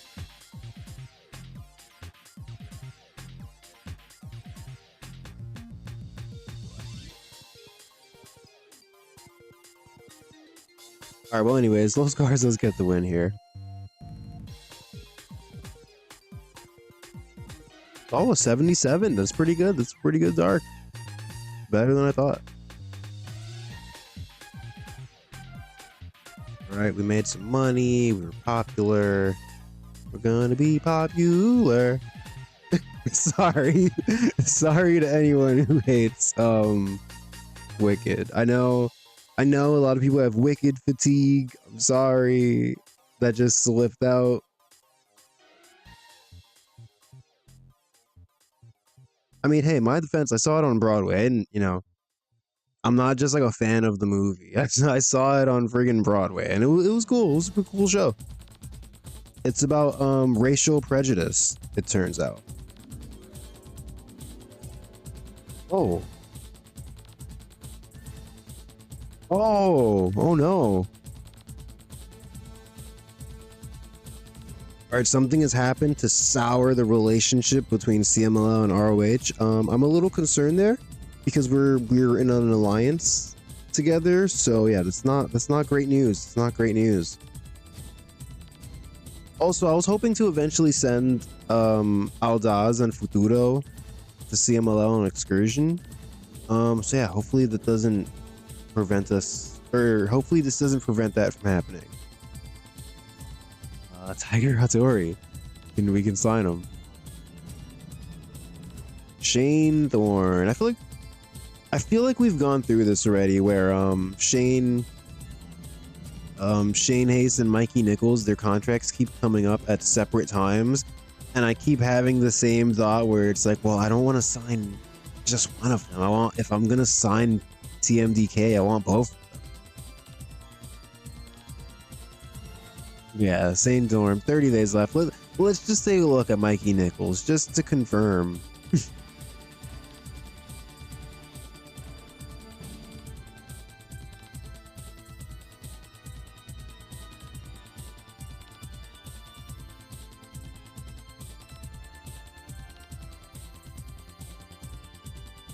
His contract comes up in October 2021.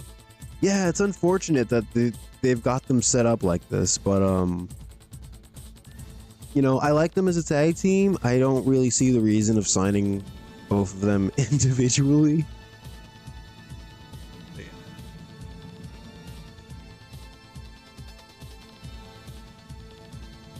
All right, this Action Andretti, new areas. Okay.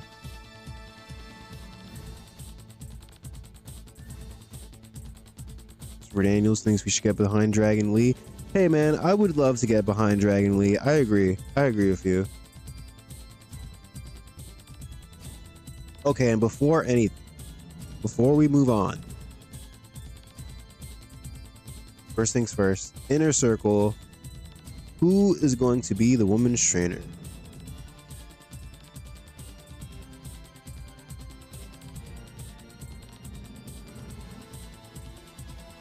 Why is there so many options? Oh my god. They do like I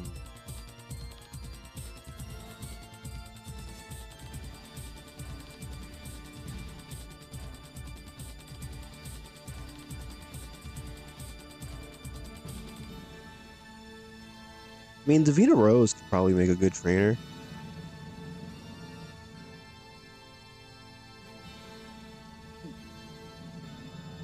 Oh yeah, her basics I don't think are as good as Kimberly's.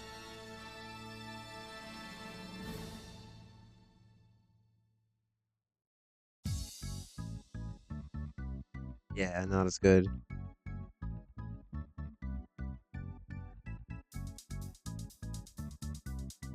It's also funny because this is literally just a roll to see who's gonna train Bianca Belair. You know what? We'll give it to Davina Rose just temporarily, and then once Kimberly returns from her injury, we'll just give it back. Because Kimberly's just really good. I mean, we could try like. Let me see.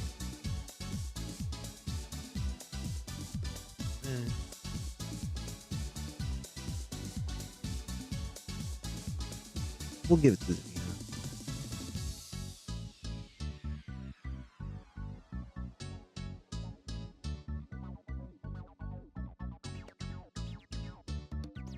Cool, that is sorted, settled.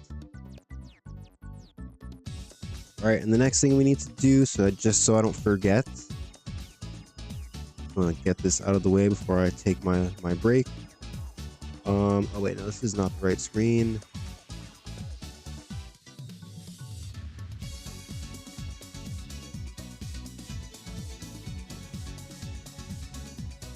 All right, I would like to loan Kaylee Ray and Mayu Iwatani.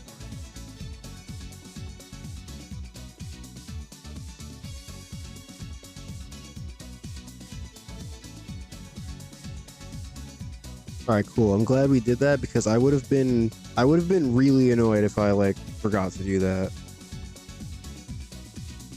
Also, I wanted to turn Los Garza's heel last time, but I just yeah, and we could have definitely done it. 9 segments, we could have definitely done it. I mean, I guess if anything, we can maybe give them a promo on the pre-show and turn them heel there.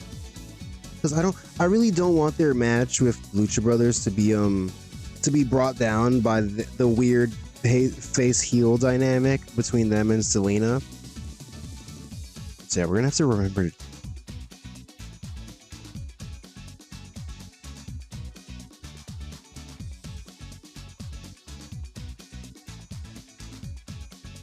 All right, but anyways, so I guess we're gonna. Oh, right. I keep thinking of things that we need to do. Let's go to dark.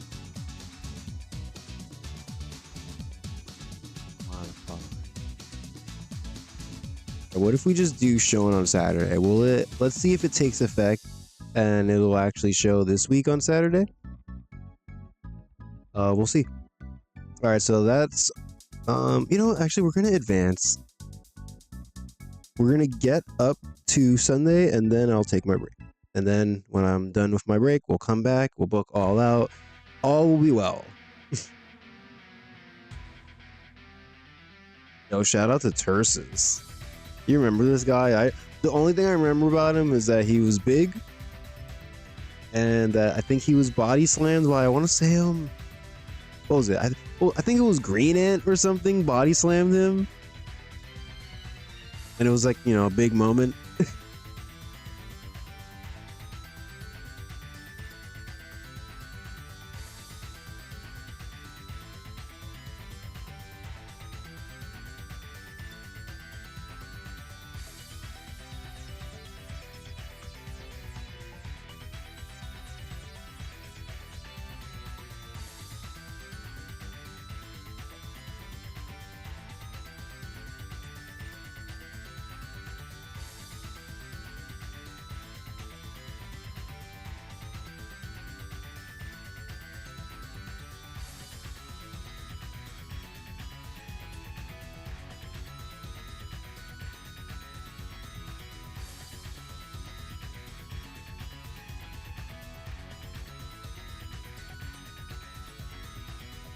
Oh, oh, Jesus Christ.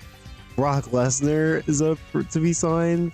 $393 per month. What is this popular? Oh yeah, that checks out. Yeah.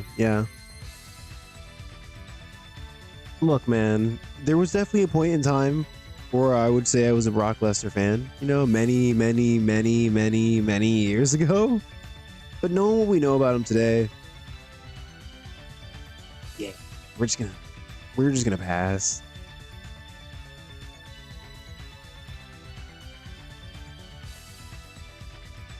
Well, you know, don't want to get our hands dirty with that guy. Jack Cartwheel available to work anyway. He's just straight up unemployed.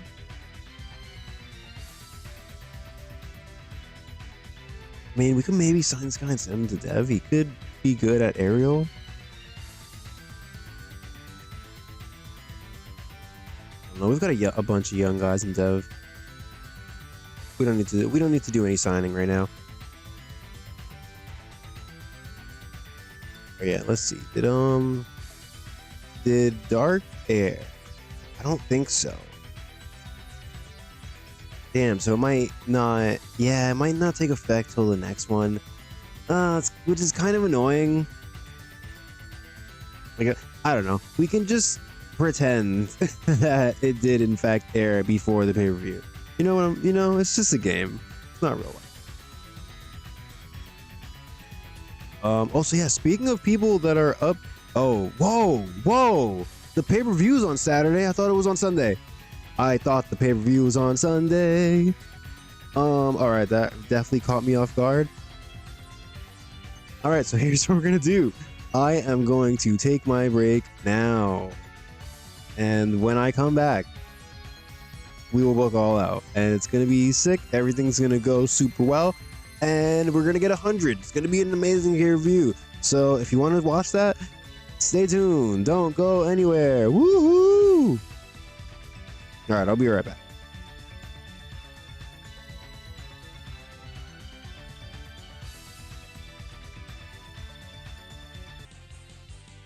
All right, we are back.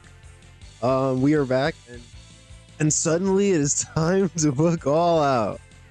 I don't know. I just did not catch that it was on a Saturday instead of a Sunday. But whatever. We're here now. We're here. It's time for All Out.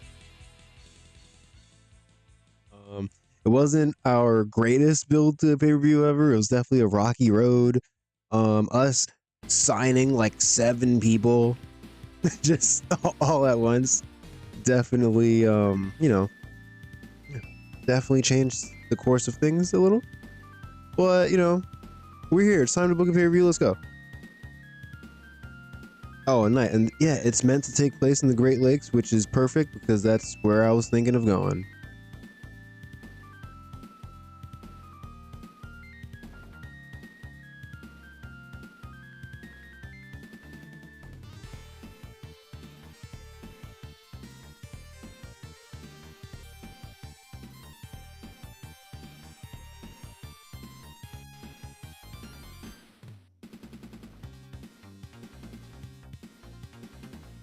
We can go to Detroit, Michigan, or we can go to Ohio.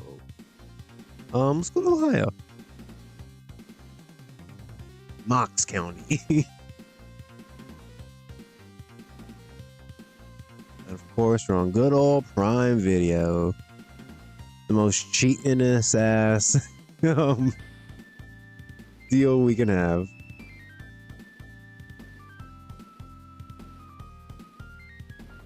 All right, it's the night of the pay-per-view. I know this booking team doesn't have a ton of experience booking together, but I'm hoping we can get 2 good finishes. I'm hoping we can get 2 for 2.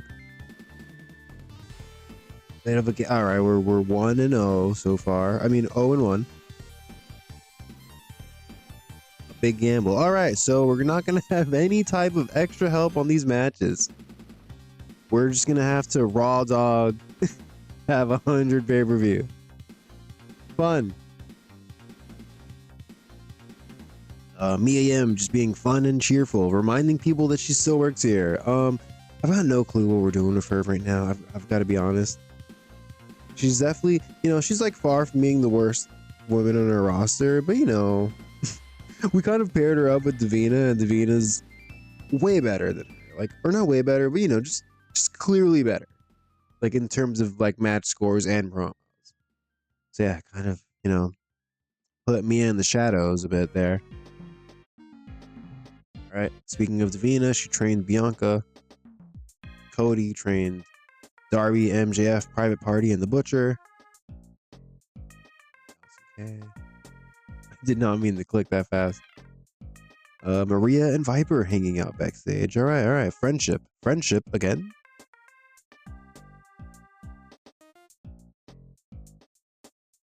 All right, you know what it's time for? A big inspirational speech. All right, everybody's fired up.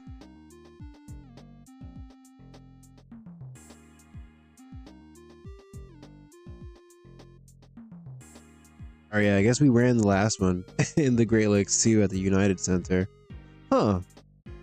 Wait. Huh? We drew 23,000 last time? How come we're drawing so much less this year? Whatever, man. We're more popular, but I don't know. Maybe it's just the economy's low.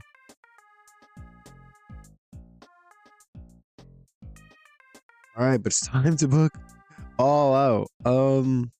Should we go like from the bottom to the top, or? Yeah, let's do it that way. All right, so we're gonna start from the bottom of the card, and we're gonna work our way all the way up to the main event. We know this blank space is now Cody.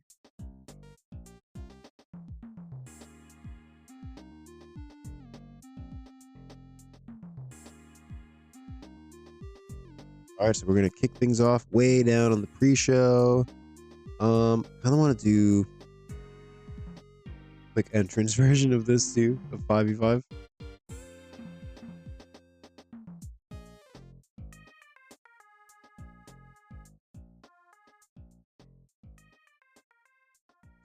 ahead and make this 4 minutes. 8.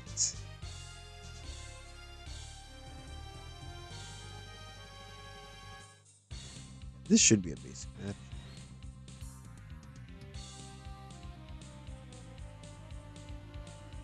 All right, let's go. We've got Kento. Not Kento. We've got Kento, Dalton Castle, Cara Noir, Isaiah Cassidy, and Mark Quinn. Taking on the team of Santana, Ortiz, The Blade, The Butcher, and the Psycho Clown. We kind of just ran this, or we ran a version of this match on Dark just now, but whatever, There's no rule that says we can't just have the same guys wrestle in similar matches, right?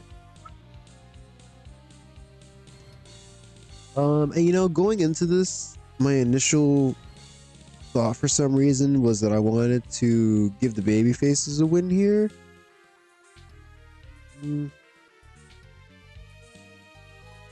Now I kind of want to give Santana and Ortiz.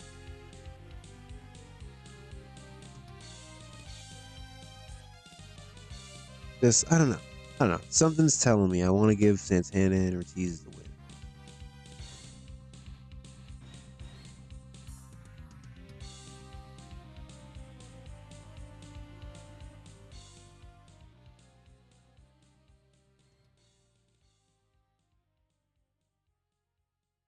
Yeah, they're definitely more over. All right, so we're gonna give the heel team the win here, I guess. So yeah, we're gonna have Santana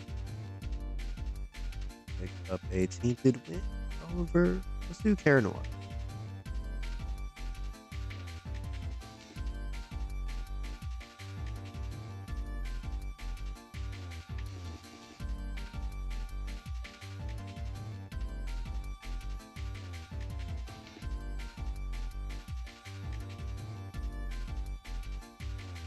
First match on the pre-show. Second, let's do Get some women's action going. We've got Martina. We've got all the way from Japan, Kaylee Ray and Mayu Iwatani.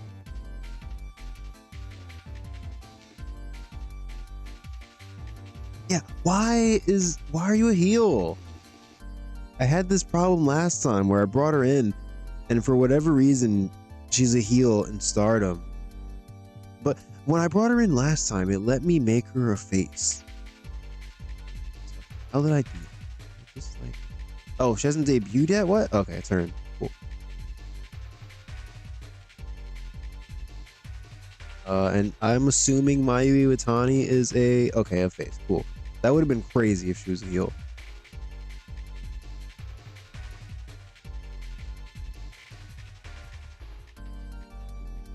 Let's go. We got Martina. We got Kaylee Ray. We've got Mayu Iwatani.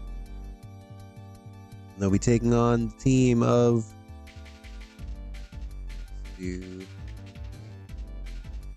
Azuki, Rina Yamashita, Allison Kay.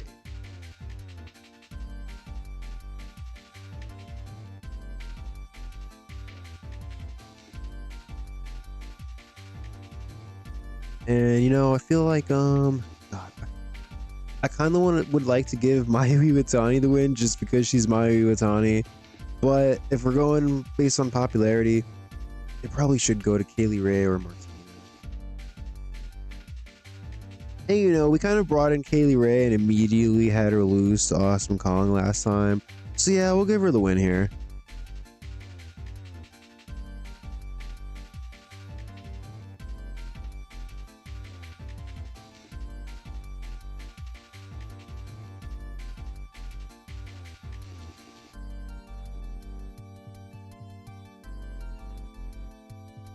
Right, and then one-on-one, we've got Kenta taking on the debuting Moose. Which, speaking of Moose, since he's debuting, what is your game? Wrestling Go.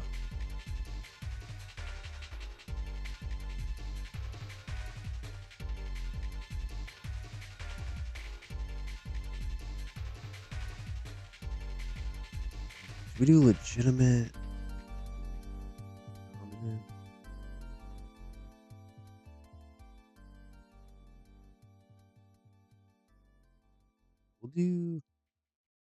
We'll do legitimate. I don't even know what to call this gimmick. We'll just leave it at this. And you are in fact a heel, right? Okay. Gotta be more careful about this after we debut Don Callis as a friggin' babyface.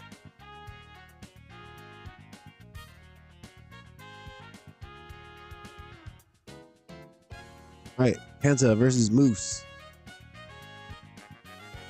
And unfortunately for our boy Kenta, we're gonna give Moose a big win here in his debut. It's gonna be a tainted win.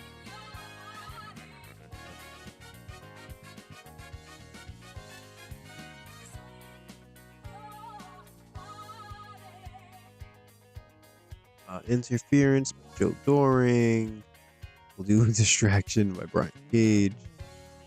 So yeah, basically just, you know, just the numbers game at play here.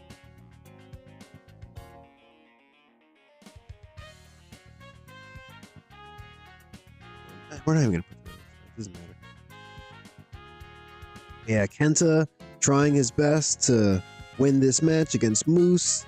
But the numbers game catches up to him. He's got Joe Doring and Brian Cage and Jim Ross all at ringside to worry about.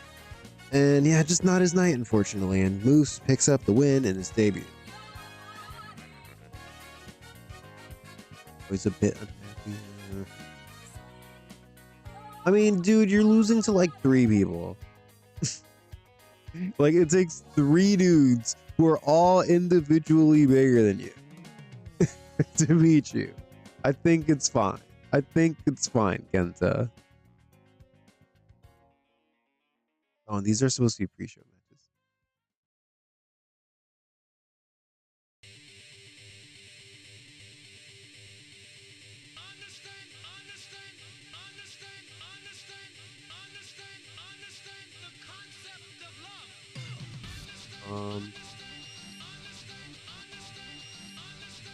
Right, you know, I was saying I wanted to maybe turn Los Garza's heel on the pre-show. I don't know. Maybe we can just give them a promo before their match and do it then. So let's move on to the main card of the pay-per-view. We're gonna open the show with the big grudge match between Adam Page and MJF. Which they were in the triple threat main event, so we didn't even really have time to build this up. But I imagine this could just be a match that was just kind of announced on Instagram like the day of the show. Just get everyone real hype. We can maybe have MJF cut a promo even about how, like,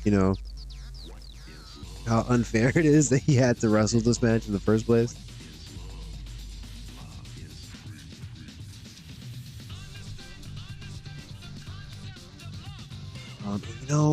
Let's see.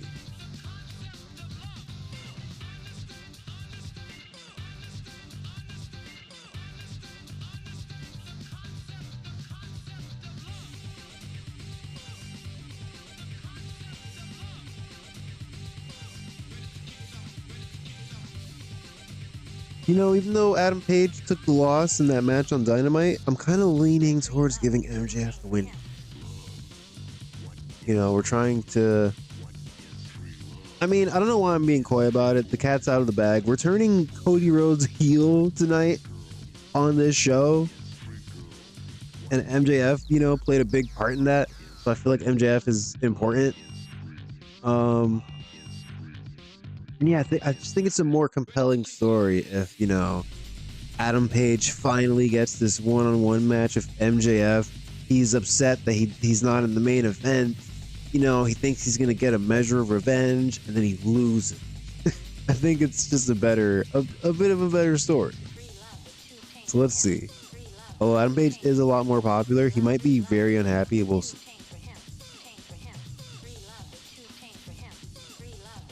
A storytelling match, maybe?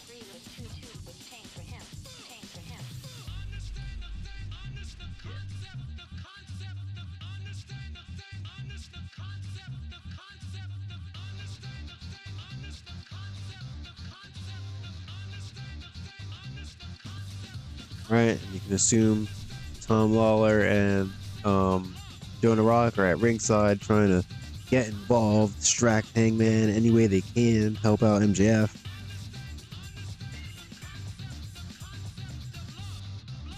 And yeah, unfortunately for the fans and Adam Page, we're gonna have MJF go. Oh, he's very unhappy. Okay.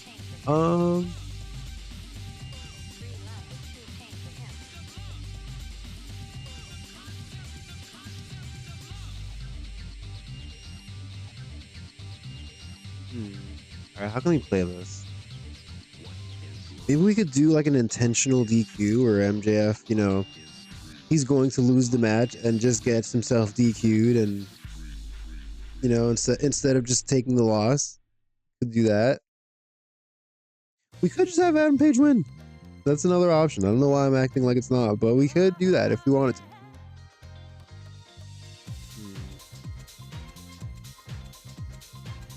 I really wanted MJF to win here, but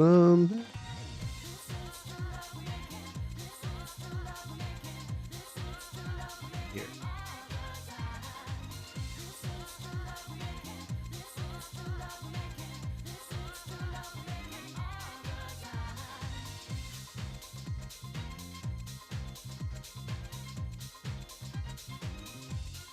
All right, fine. We'll give the win to Adam Page.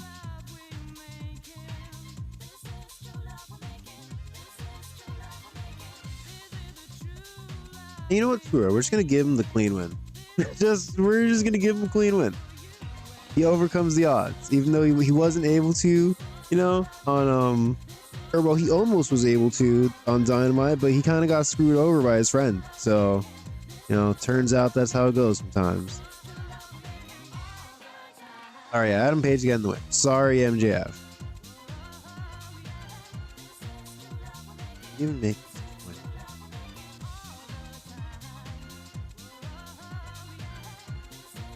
All right, next match. Shout out. This one is for our fans of the CMLL save. We got 2v2 Lucha Libre action. Rey Phoenix y Penta de Cielo Miedo going to take on Garza Jr. y Humberto Carrillo.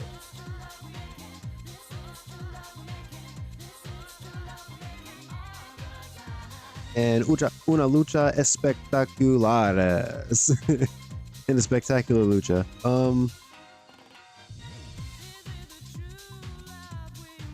And yeah, we're trying to establish the Garzas, you know, kind of on our roster right now. So yeah, I think they need to win.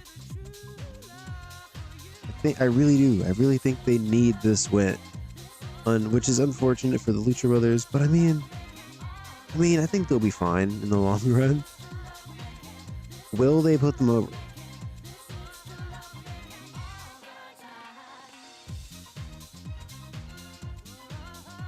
All right, and I mean, yeah, my idea was we're gonna do like Garza Jr. to be the victor. Oh, whoops.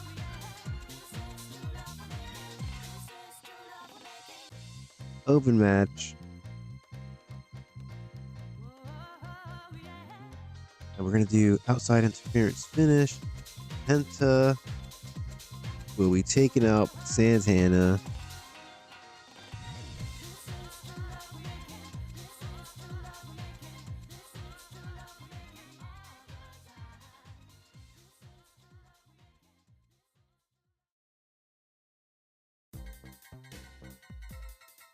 Yeah, we'll do 2-1 non-comeback. Classic.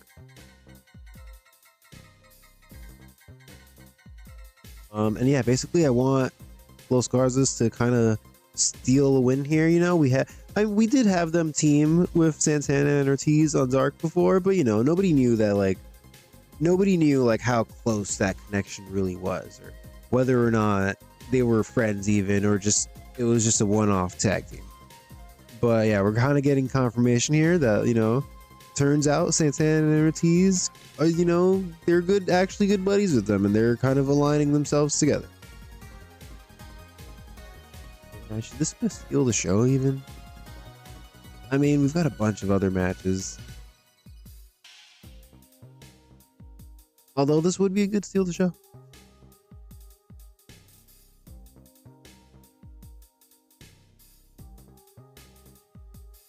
Furious. Oh no. Hey, man. All right, we're gonna have to try this because oh,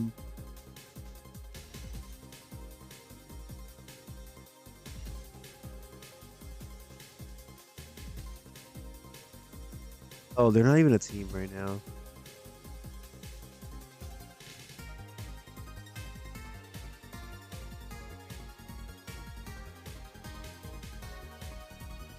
Oh, hold on.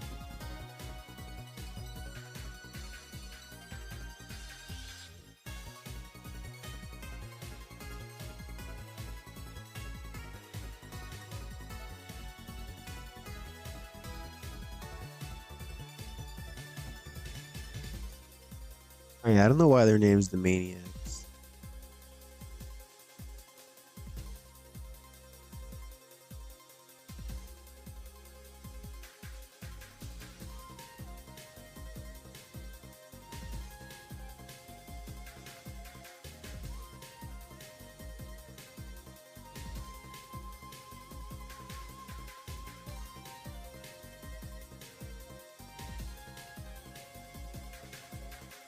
Let's see. I really hope they'll do it.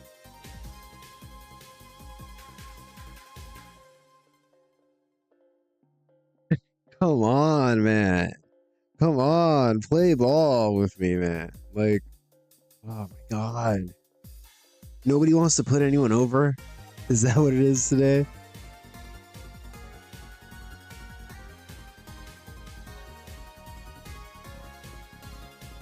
I mean, we've got...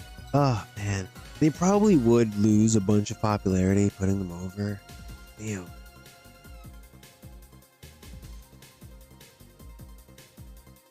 Are we doing the DQ finish in any match?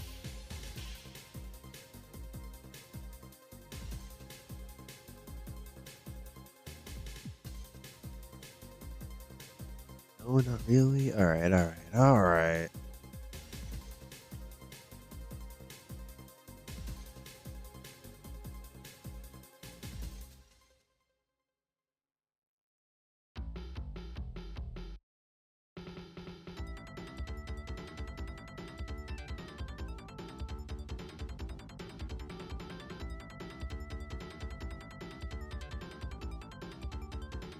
All right, yeah, we're just gonna give the Lucha Brothers a DQ, and they're gonna get attacked by by these guys, by Santana and Ortiz. Not the finish I wanted to do here at all, but I mean, I guess that's what we're getting. I was also thinking that we could maybe like, see, originally, I wanted to debut Andrade here and have Andrade cost the Lucha Brothers the match, but I didn't expect the Lucha Brothers to not want to put these guys over. And I mean, yeah, I think adding Santana and Ortiz to the mix, I think that works fine. We can, you know, we can debut Andrade down. It doesn't have to be here. That's right. I guess the Lucha Brothers are winning this match. Congratulations.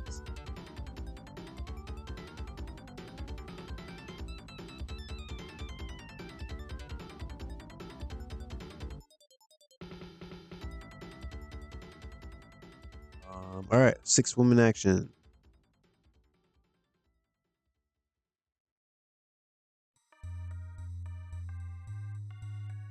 And this is going to be our first title match of the night. I've got the champion, Awesome Kong, taking on Davina Rose, Kagetsu, Anna Kimura, Jessica Havoc, and Bianca Belair.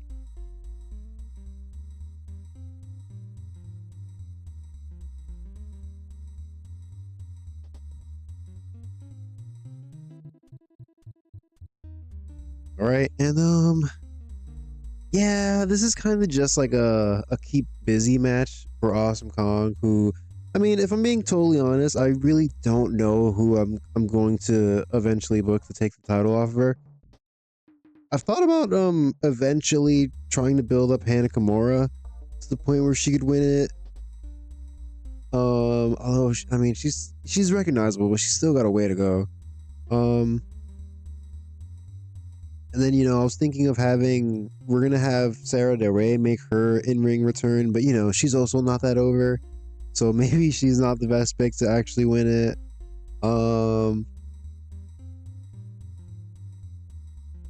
I don't know, it's tough.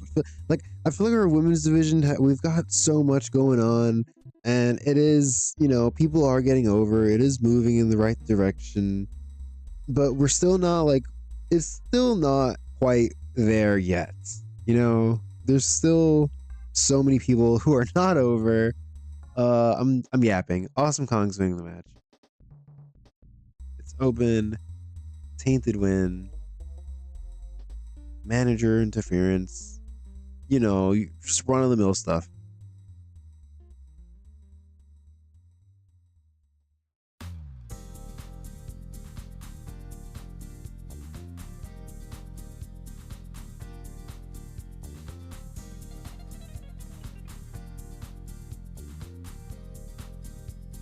Yeah, been happy.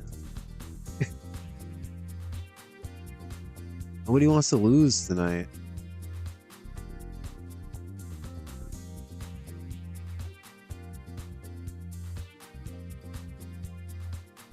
All right, what's next?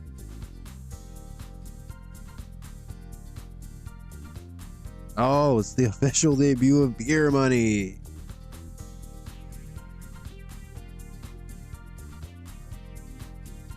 All right, my idea for this. God, we're already doing like,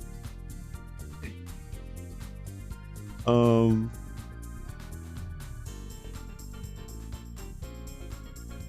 well, I mean, I guess we're doing just one DQ so far, and then like interference here. All right, I was gonna say we're doing too many screwy finishes already, but here's another one, maybe.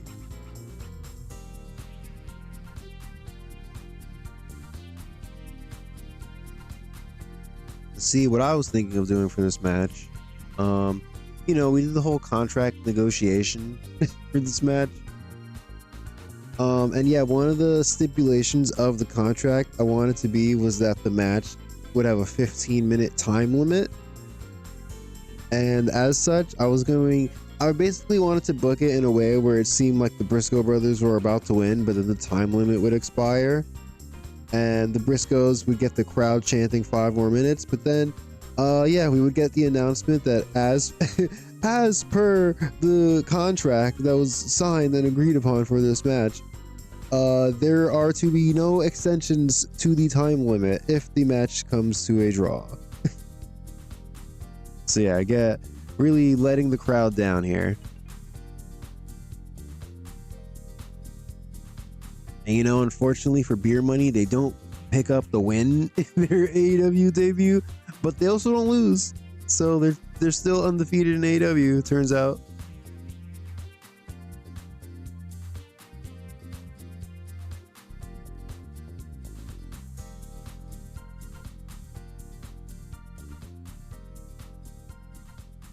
What do we do like time?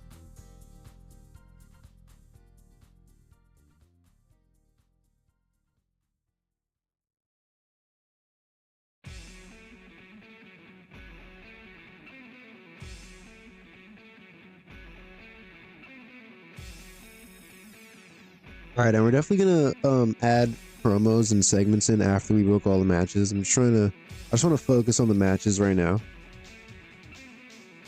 because there's so many. Right, Prime Championship time.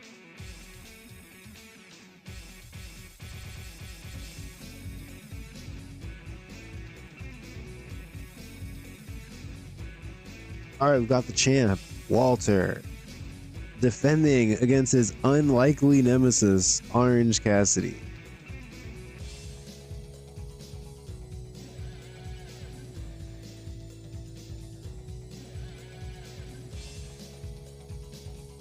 Christopher Daniels.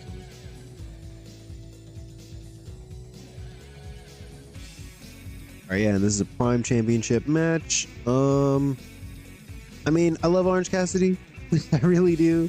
But I feel like obviously we want Walter to go over here. You know, he's still Walter. He still like puts on like consistently some of the best matches in the company.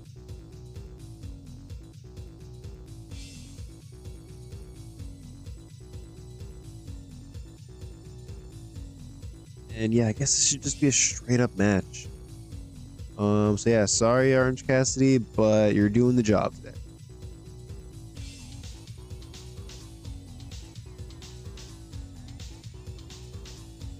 And yeah, we're just gonna have Walter straight up beat him. Like, you know, I guess the story of the match would be that Orange Cassidy like surprisingly pushes Walter like more than people thought, you know. Maybe Walter starts off really strong, but then Orange Cassidy starts to make a comeback. But in the end, you know, his best effort just isn't quite good. So yeah, Walter retains his title.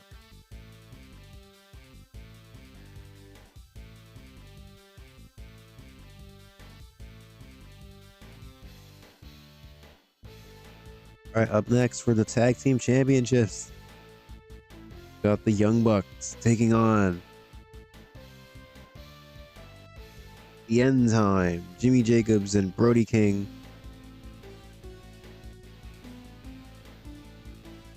You know, when we were like trying to come up with matches for the pay-per-view, kind of went back and forth on whether or not this should be like some kind of gimmick match, like a ladder match or a street fight or something. But you know, now that we have a freaking War Games match on the card, I think this should just be a straight up tag team match.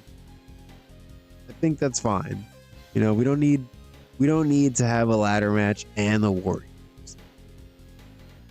And you know, I know we just put the tag titles on the End Time recently, but I didn't, you know, when I was thinking of doing this match, I was not anticipating that we were going to sign FTR And now that we've signed the FTR and we're bringing them in, I mean, for one, we're definitely going to bring them in as heels. You know, because we just brought in the Briscoe brothers as faces, so we're definitely going to bring in these guys as heels. Yeah, they're heels already.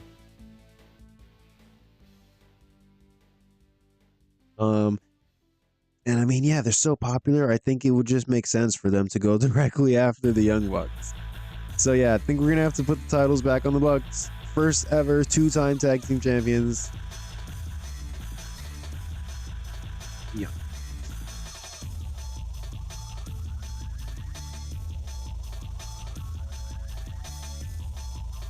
Here, we'll do that ringside Eddie Kingston and Punishment Martinez. You know, Eddie Kingston evening the odds, making sure everything's fair and clean, making sure Punishment Martinez doesn't get involved.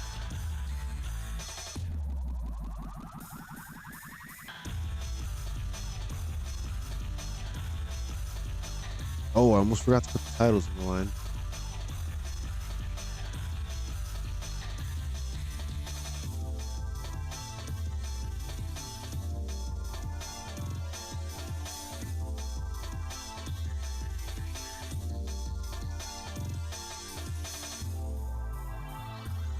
All right, yeah, we're gonna have to book a segment where FTR comes out after the match. The Young Bucks are gonna be so pissed. They're gonna be like, "What? Is this gonna happen every pay-per-view now? Every time we win a match on the pay-per-view, a tag team has to debut." All right, it's time to book War Games. Straight up, I have never booked one of these in this game, so let's see how it goes. Classic. Submit, surrenders, or it's knocked out. This one is pinfall or submission. Alright, we'll do modern.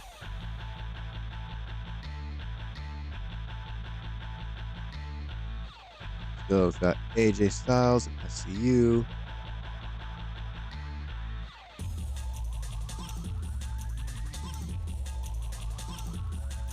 And of course, we've got the Death Riders, John Moxley, Virgil Devitt, Pac, and Shingo.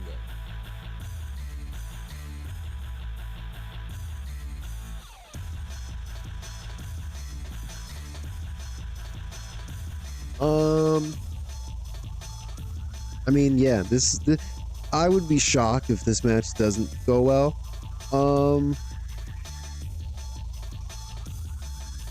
I don't know. I feel like John Moxley, you know, while he was our champion, he was extremely over, and he's kind of lost a bit of popularity, you know, since we had him lose the title and we had him, you know, lose a couple matches.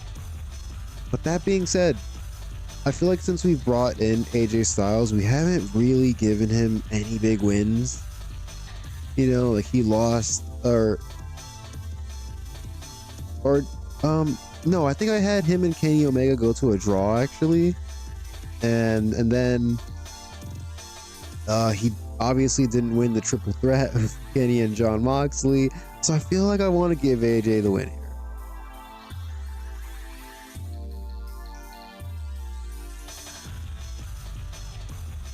Also, I don't know. I think the show still needs a wild brawl, but there's so many guys in this match, and I don't know if they can all brawl. All right, well, look, we'll worry about that later.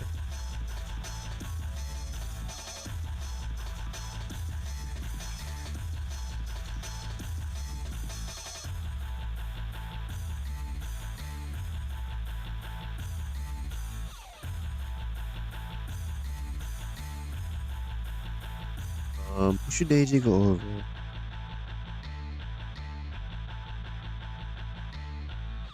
I mean, he doesn't have to go over Moxley. He can go over Devitt, maybe.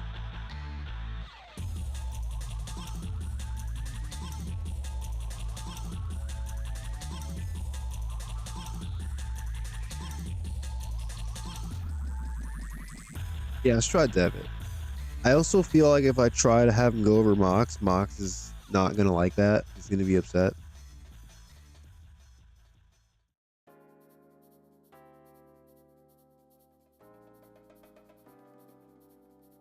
Oh, extremely unhappy. Oh man.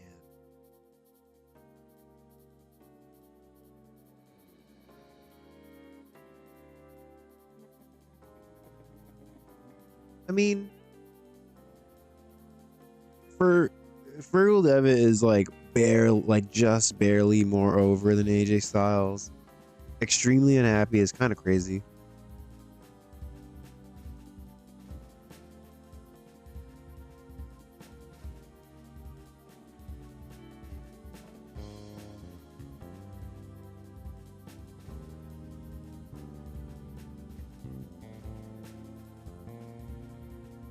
Why does no one want to put anyone over? God, it's so annoying. Okay. We could give the loss to Pac maybe, but I feel like we always make Pac lose. I almost gave him the win. I almost gave Pac the win. I feel like we always give losses to Pac. It's like,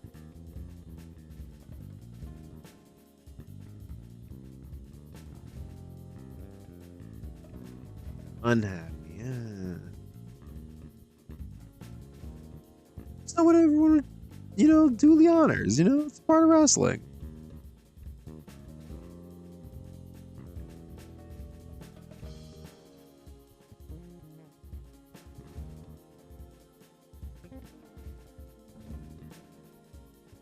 Oh, damn it. We did it again.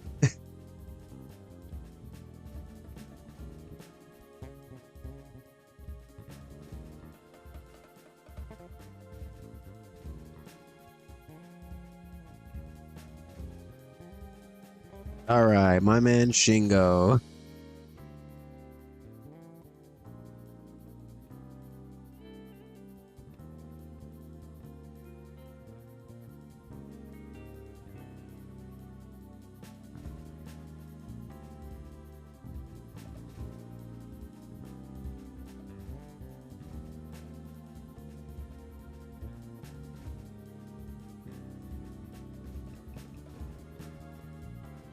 Also, I just feel like we have a bunch of heels winning on this show. Like we've got Los.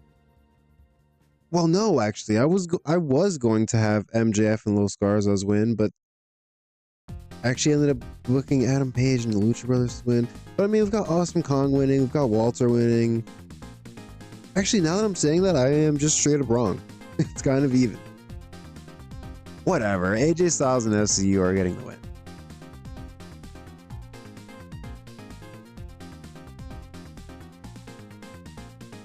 All right, women's tag up next, which I know it's kind of weird to have the women's tag match like this high up on the card after a friggin' War Games, but I just wanted something in between the War Games and the main event. Just cool the crowd a little.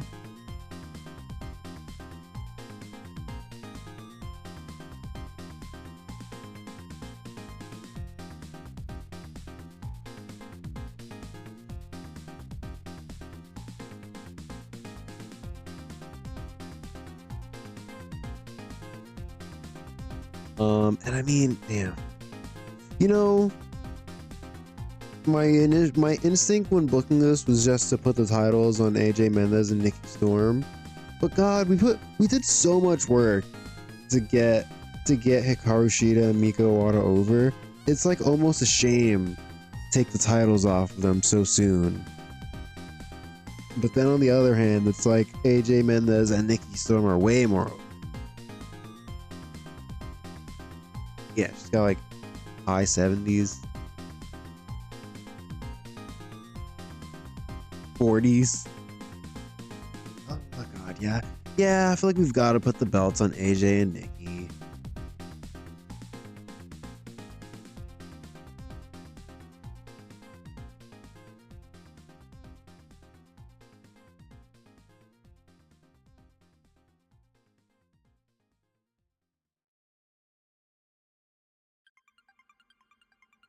Also, I think everybody here a good brawler? Maybe this could be our Wild Raw.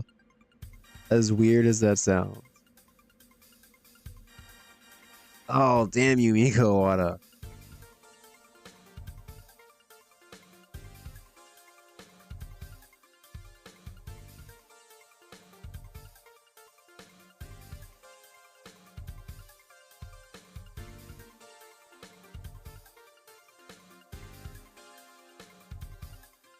We're gonna have also we're gonna do a tainted win.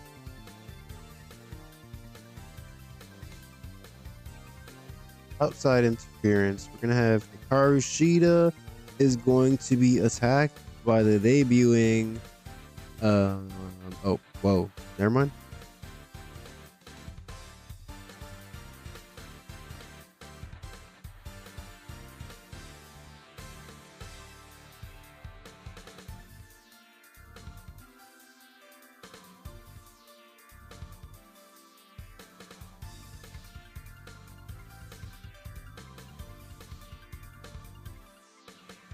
Okay, Hikaru Shida is going to be attacked by the debuting Max the Impaler.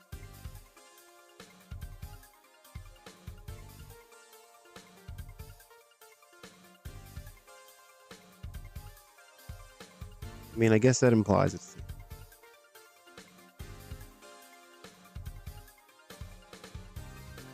All right, big shakeup happening in the women's division.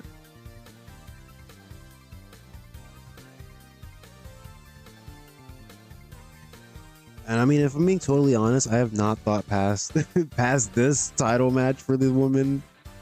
But I mean, yeah, we'll see. We'll see what we do in the future.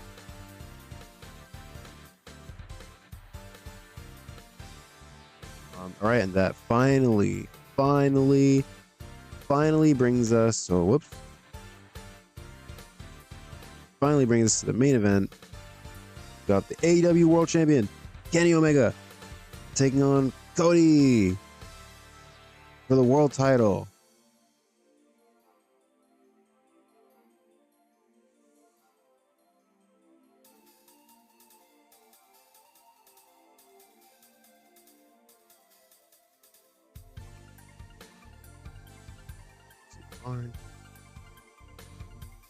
I mean, actually, I think Ricky Steamboat's the best, so we'll get Ricky.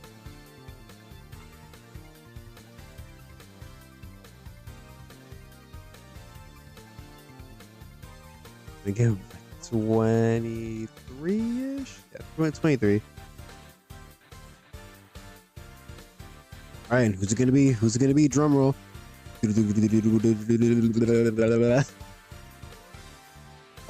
Cody Rhodes. Cody, what was it he said? Cody Rhodes completes the story. He's gonna turn heel on Kenny.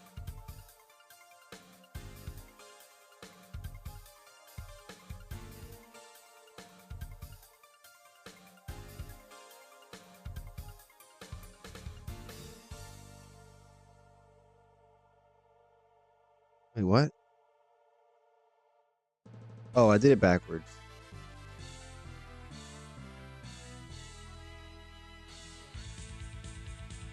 All right, yeah. So Cody Rhodes, despite all of his talk about this being not personal and he's just going after the title and how, may the best man win. Yeah, he's gonna finally complete his heel turn. Turn heel against Kenny Omega.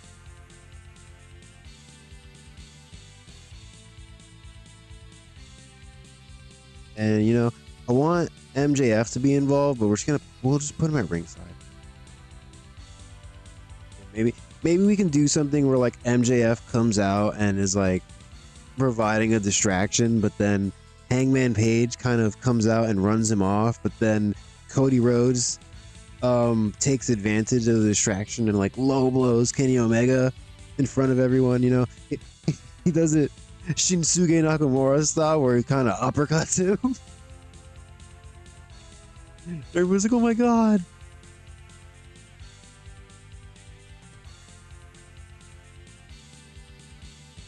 Oh man, anyways, open match.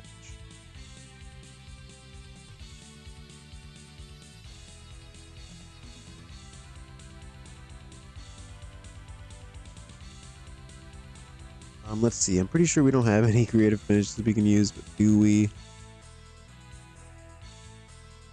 We have a Kenny Omega safe bet, but he's unfortunately not winning here.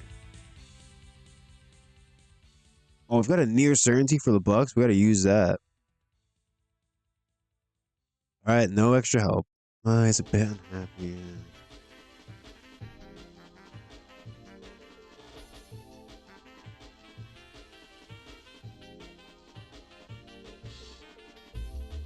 We do like.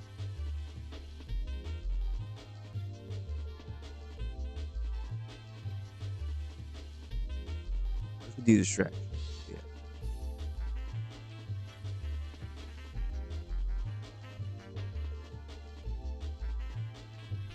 I mean, look, a bit unhappy is fine.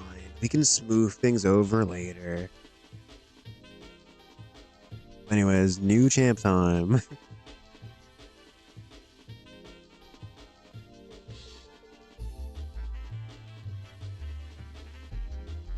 All right, yeah, that's our card. So now we've got to, we've got to drop in a bunch of segments actually. So let's.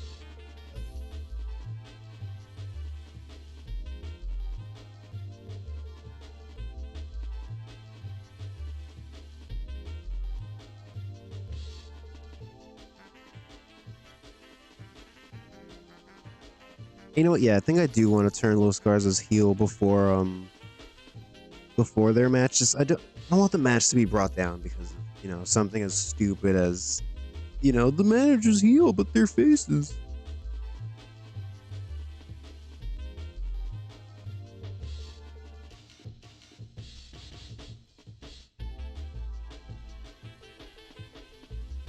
Three minutes backstage.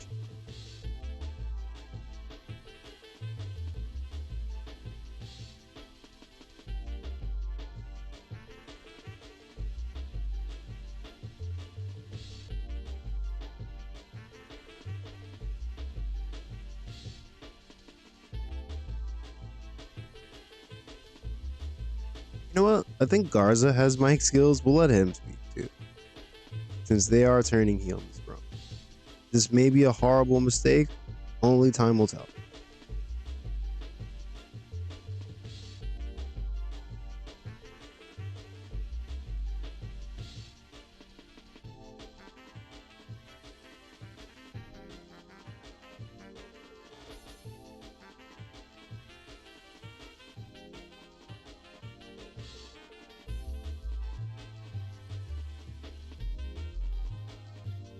Right.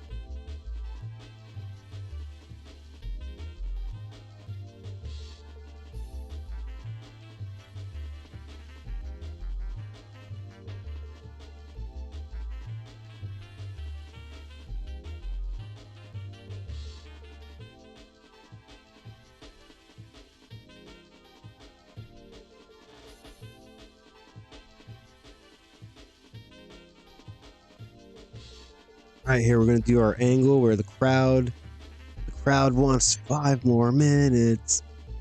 But unfortunately for them, that is not in the contract. So, as far as beer money is concerned, this match is over.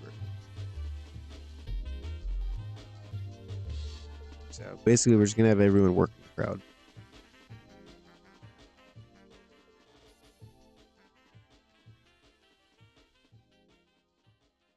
Do we have like, yeah, do we have like a likely or something we can use? Sure. It couldn't hurt at this point, right?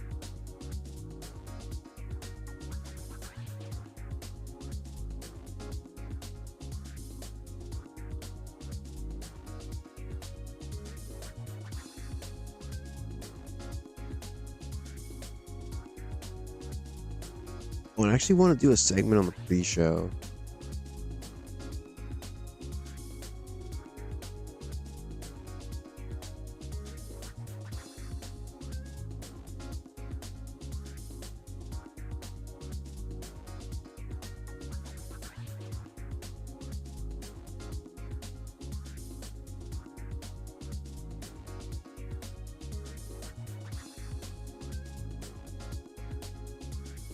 Yeah, we're gonna have a promo where basically Don Callis is going to, yeah, after Kenta has lost his match and he was outnumbered by Brian Cage, Moose, Joe Doring, Jim Ross, Don Callis is gonna come out and rub salt in the wound and say, Kenta, you should have listened to me. I know you're a tremendous talent. But if you were smart, you would have listened to me and this wouldn't have happened. You wouldn't be lying in the ring, beaten by now if you had a brain in your head. Unfortunately for you, you rejected my offer. Now, prepare to continue to be a loser as you meet the first member of the Don Callis family. It doesn't have to be Don Callis family. Yeah, Swerve Strickland.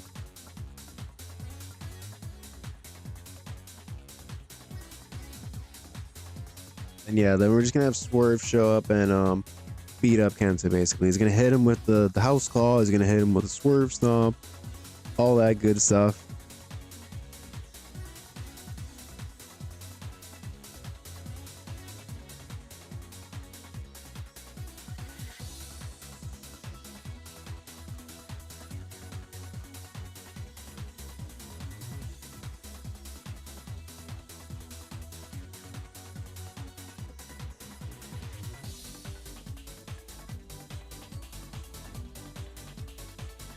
I should change his name to Swerve.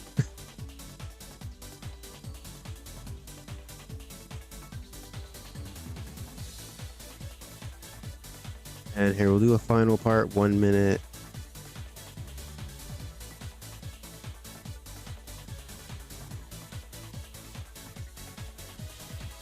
Swerve and Don Callis working the crowd, which basically just means they're just standing there getting booed. Kenta is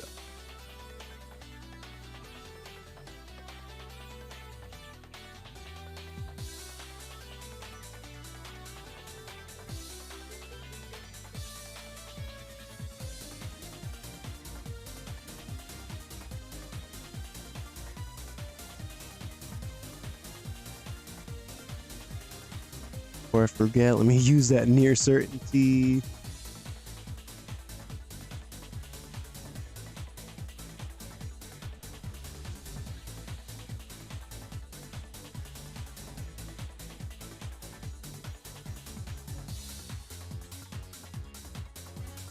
Look, FTR's debut.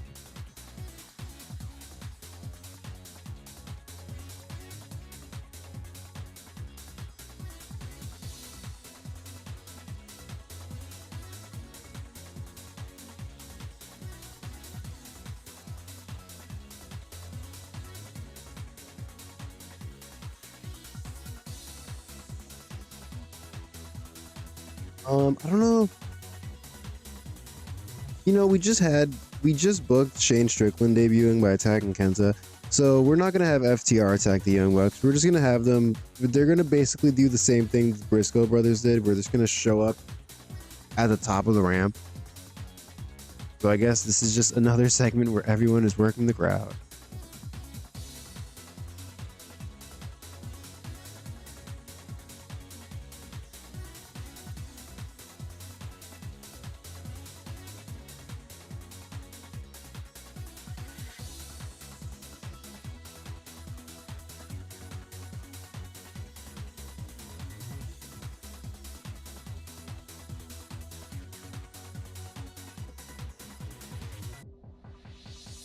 Oh, we definitely need promos from like Death Riders, Cody, Kenny, maybe Adam Page.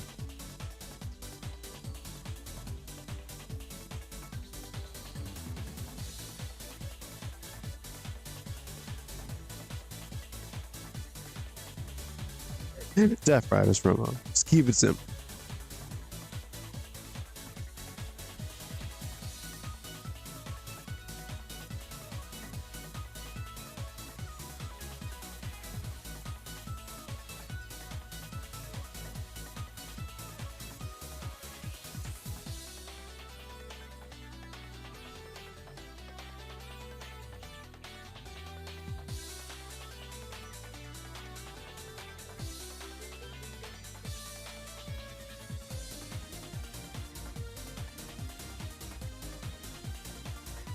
Oh, there's too many people in this damn feud.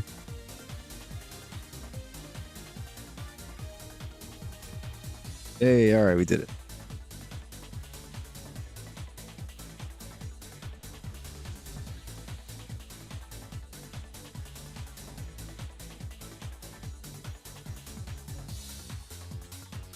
Right.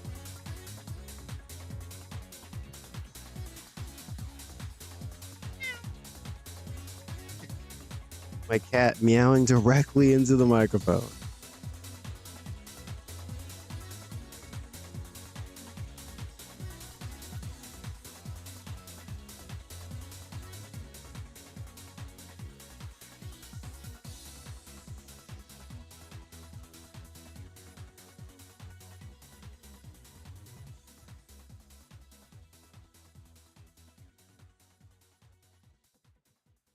All right, we're gonna give Big Cody the full 6 minutes.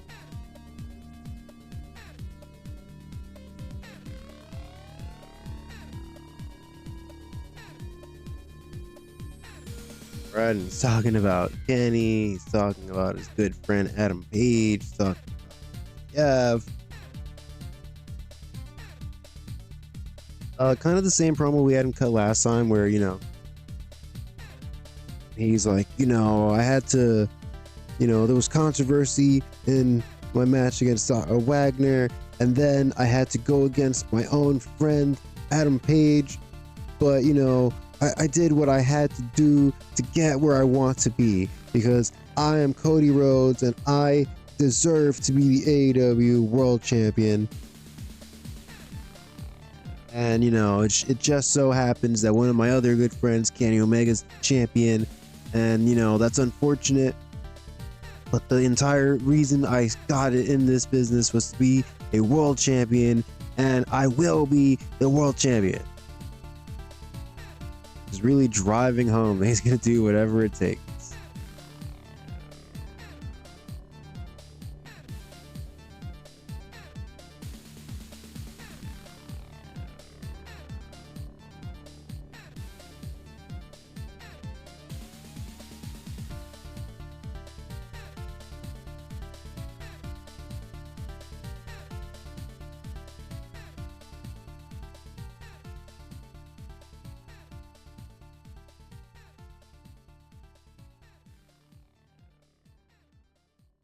And Kenny Omega's basically, his promo's kind of the opposite, where he's like, I've worked hard to become the world champion, and I don't take it for granted. I look at every title defense as the most important one, and what an honor it is to finally get to step into the ring with one of my best friends in this industry, Cody Rhodes. I'm looking forward to putting on yet another classic AEW World Championship match.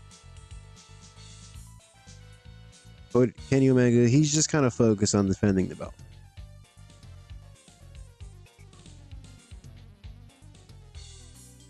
I mean, Kenny's not the best. I'll give him 3 minutes.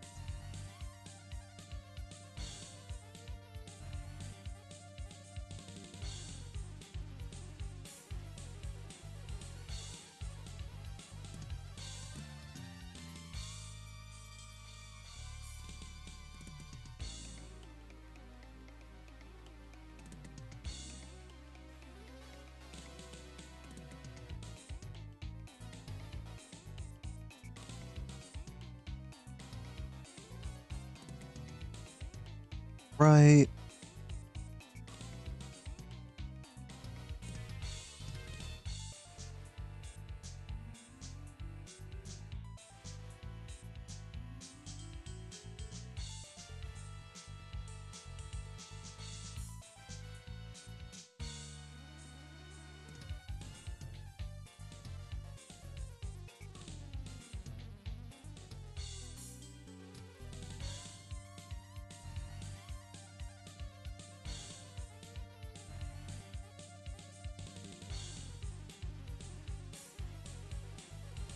All right, Adam Page promo where he, after beating MJF, he's being interviewed, and he kind of admits that he's like, it hurts. It hurts tonight that I was in the opening match on the pay-per-view instead of the main event, and it hurts that it was one of my best friends who beat me to get in the main event. But you know what? I'm a grown man. I'm not gonna sit around and cry about it. I'm not gonna pout. I'm just, I'm not thrilled about the way it happened, but I've got to wish my friend Cody and my friend Kenny Omega both good luck in tonight's main event.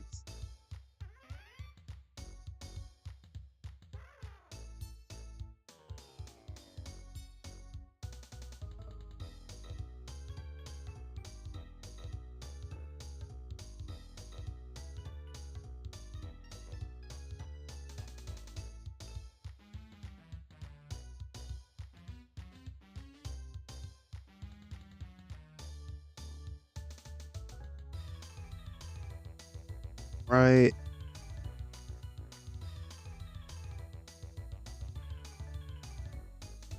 Oh, and one more thing. I want to do Tony Khan has a major announcement.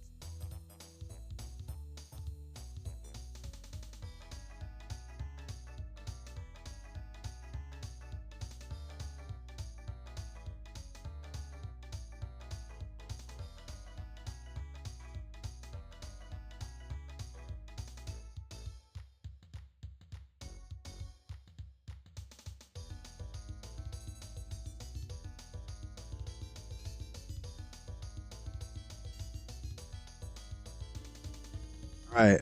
Yeah, wouldn't be AEW without Tony Khan and his major announcements.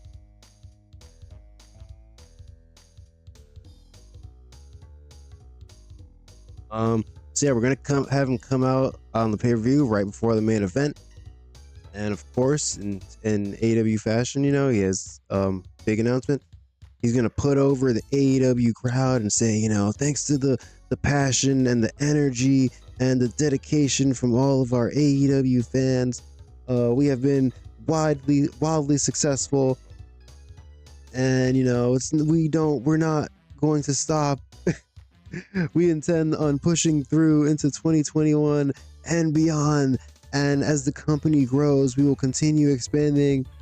And that is why I am happy to announce that after Full Gear, we're going to be starting our second TV show. AEW Collision is coming. Oh my. All right, I gotta stop. Oh my god, I just love doing Tony Khan voice. Oh yeah, we're gonna do background. Renee, the actual owner of the company. All right, so yeah, that's part one of the announcement, and you know, he'll be like, oh yeah, and another thing, by the way, we signed somebody. You might know him, and then he's kind of just gonna drop the microphone and leave the ring, and Bryan Danielson's music hits.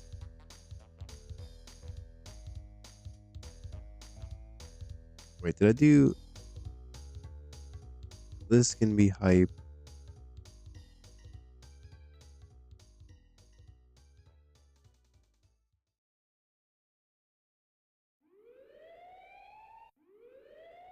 And yeah, Bryan Danielson's here. He's not gonna cut a promo, but we're just gonna have him come out and, you know, play it to the crowd.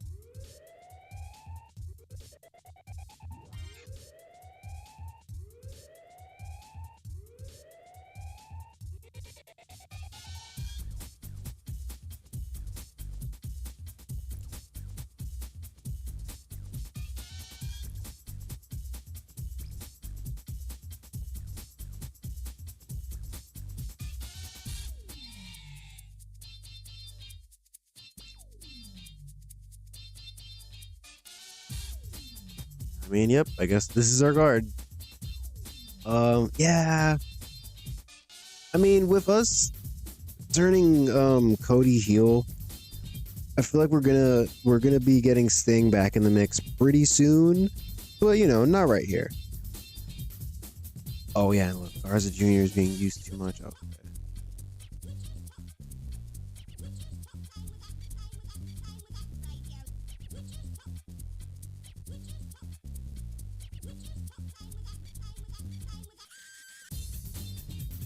James, where's James? I mean, I want this to be a time limit draw, so whatever. He can be. Is he slightly overused or just used too much? Slightly? Okay. Oh, I forgot to do a wild brawl. Oh, I mean, well, can't this be a wild brawl?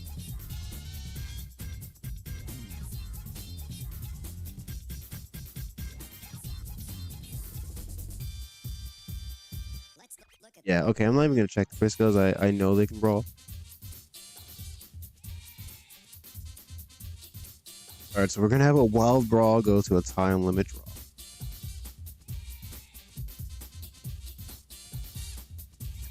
Alright, then the other 3 messages are just people being a bit unhappy with their matches. That's okay. I mean, yeah, I was going to also debut Andrade, but he doesn't.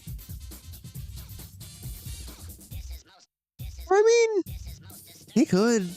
He could debut. Hold on, what did we do in this match?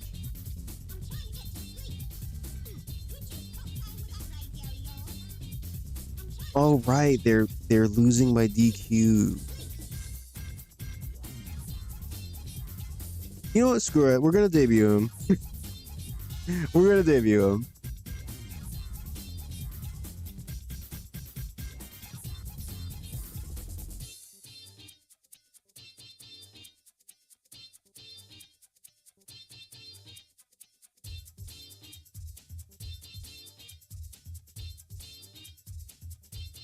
All right. The Latin Mafia is here. Full disclosure for anyone who may not be aware.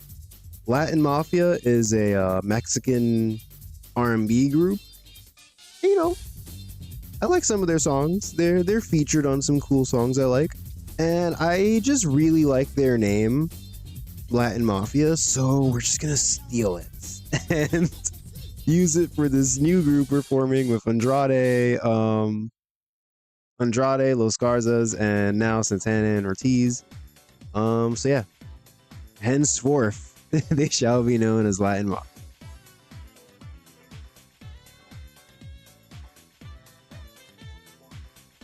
Yeah, a lot of surprises on this show. Does Andrade have promo skills?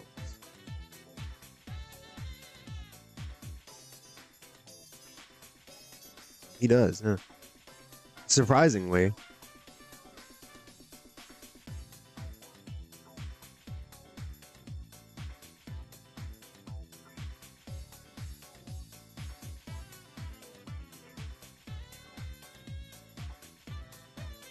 Look, we're gonna do. Didn't we have somebody else just get laid out? I don't know. Whatever. We're gonna have Penta and Rey Fenix get beat up by all these guys, and then Andrade is gonna debut. Okay.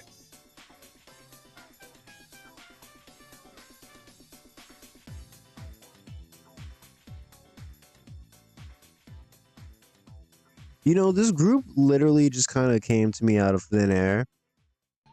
Like I was planning on teaming Humberto and Garza with Andrade, but I wasn't planning on Santana and Ortiz being a part of it until pretty much until we booked that match on Dark last time. Like when I booked that match, I was like, hey, you know what? We're not doing anything with Santana and Ortiz. Why can't they be in this group? You know, yeah. And Selena de la Renta is also Puerto Rican already. So, you know, it doesn't have to be an exclusively Mexican group. Latinos Unidos. You know what I'm saying?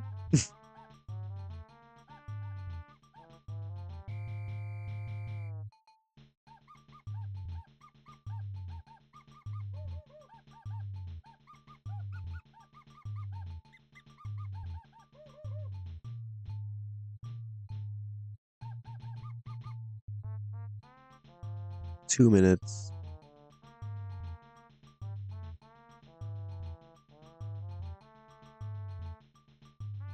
You know, I feel like in real life it would make sense for Selena de la Renta to like introduce him. But I kind of just want to see how good of a promo he is on his own. So we're just gonna have Selena background, Garza background, Umberto background, Santana and Ortiz.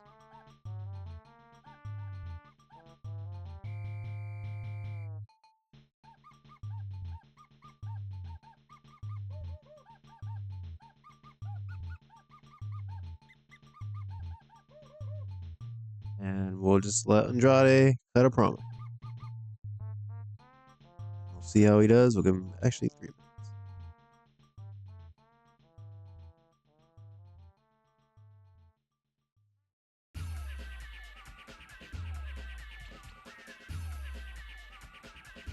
All right, it's definitely gonna say we're overusing Garza Jr. Damn it. Damn it.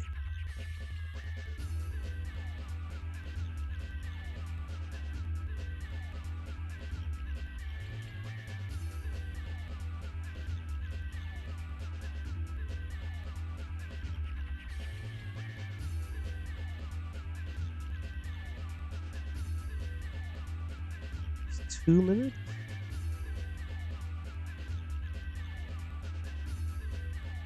Slightly overused. Perfect. Who else? Wagner's not on the show, but you know, we can't book everyone all the time, unfortunately.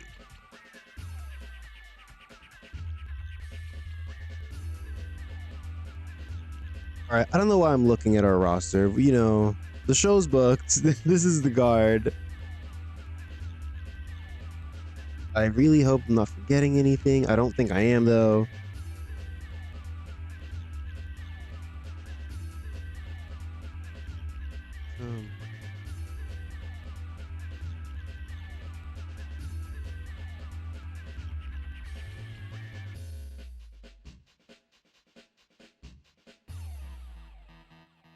You know, actually, I was going to switch these two matches around, but I feel like this match will probably be better anyways. So we can just leave that.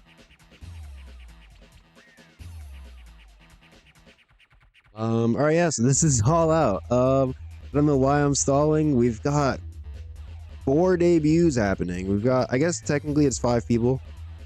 We've got Swerve, we've got Andrade, we've got FTR, and we've got Bryan Danielson. We've got let's see, we've got the world title on the line, the women's tag titles on the line, the men's tag titles, the Prime Championship, the women's individual championship, the women's free skate. No, all right, yeah, point is we got a bunch of matches, bunch of title matches, bunch of debuts. Let's get this show on the road. I want to see 100. I'm shooting for 100. We didn't get that on our last pay-per-view, but we've done it before. I hope we can do it again. Let's see.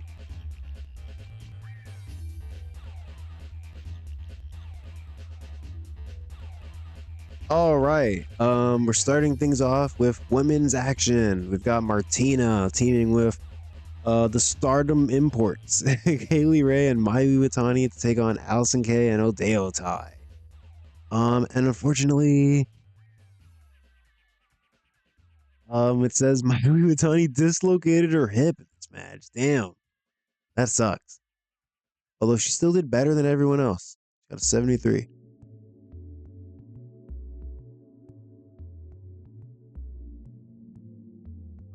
Yeah, not the greatest match we ever booked, but okay. It's unfortunate that Mayu got hurt.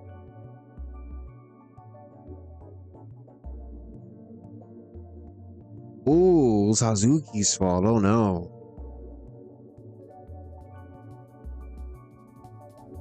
All right, we got 5-on-5 men's action. We got Kento Miyahara, Bird Reference, and Private Party taking on Proud and Powerful, Butcher and Blade, and Psycho Clown. And yeah, I got a 76. I knew this would be a good match. I knew it. You got a lot. You have a bunch of good wrestlers in here.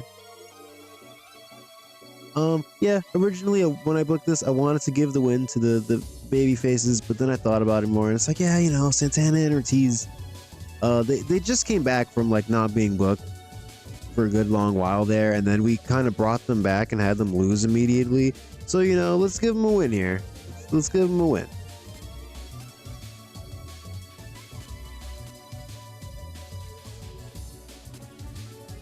All right, and we've got a solid match from Kenta and Moose, getting a 72. Yeah, you know, Kenta got a 66, Moose got a 64. I don't know why the match got a 72, but I'll take it. Glad. I don't think I set Jim Ross as Moose's manager. So yeah, we should have done that before, but here we'll.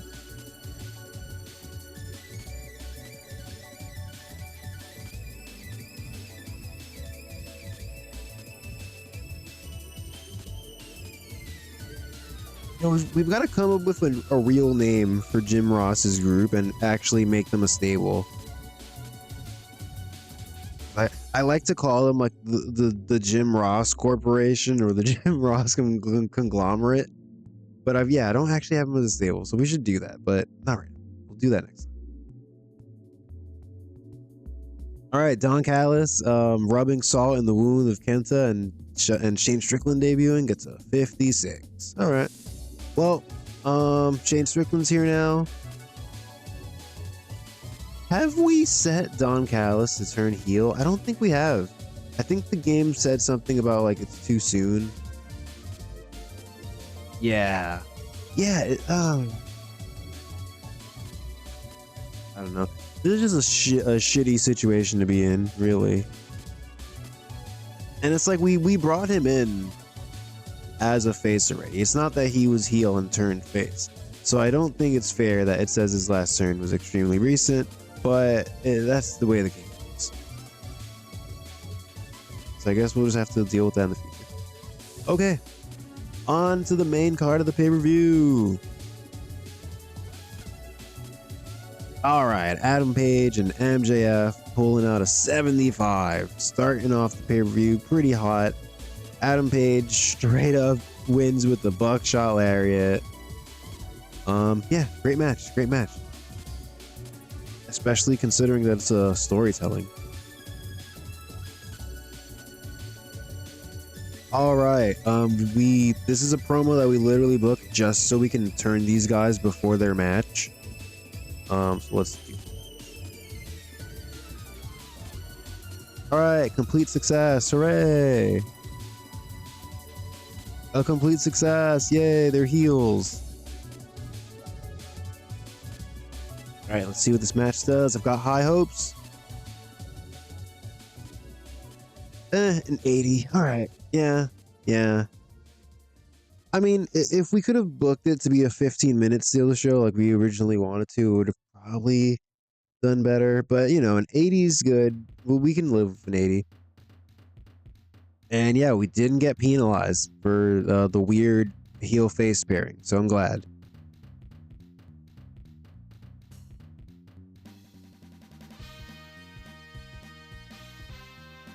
All right, and yeah, the segment after Andrade debuts and gets a 67.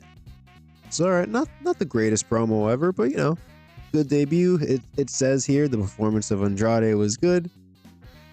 Crowd's white hot. So yeah, very successful debut.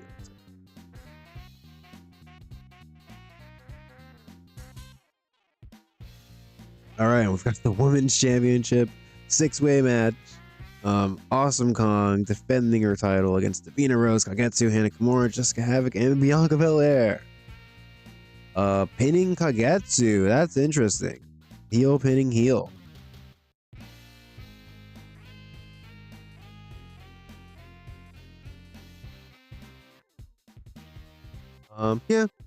Yeah.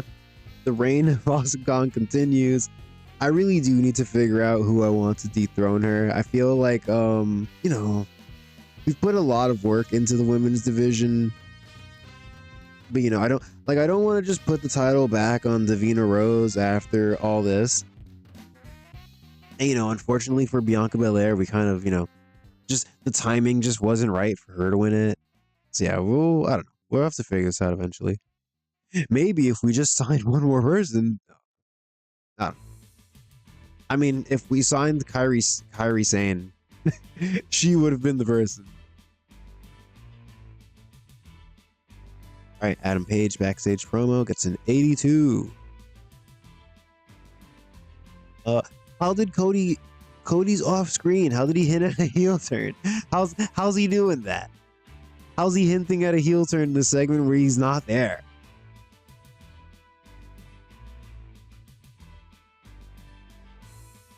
All right, Beer Money officially debuts in AEW in a wild brawl against the Briscoe brothers in a dream match, I'd say. And yeah, 75, not a terrible match. James Storm only got a 45. Oh boy. Although him and Bobby Roode have great chemistry and get a tag specialist bonus, so that probably helps things. But yeah, fortunately, This match had to be a time limit draw. The Briscoe brothers wanted 5 more minutes. Bobby Roode and James Storm say, unfortunately for you two, that's not in the contract.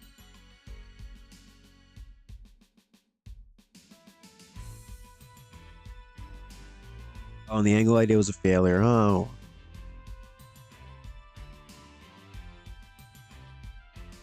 All right, Walter versus Orange Cassidy in an AEW Prime Championship match. Orange Cassidy, as valiant as he may be, and as fearless as he may be, it's just not enough to overcome Walter. So yeah, Walter makes defense number 7 of his championship. Man, really getting up there. Oh, and Orange Cassidy had a bit of an off night. That's unfortunate, but I mean, it was still a great match.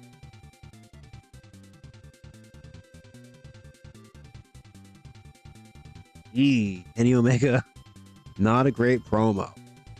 Not great. This is why Cody's winning the championship.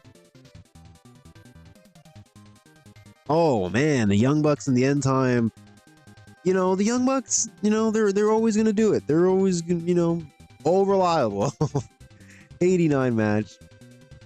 Once again, the Young Bucks win the titles and become the first ever 2-time AEW Tag Team Champions.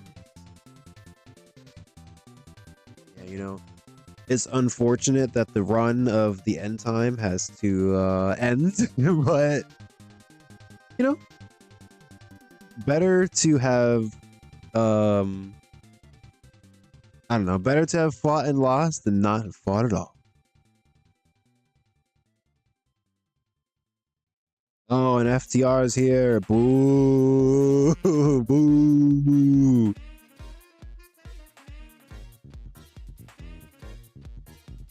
I've got our Jon Moxley hype promo before the main event.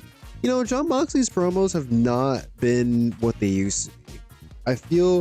I feel like we had a run where his promos would always do really well, like 85 plus. I mean, you know, 71. Yeah.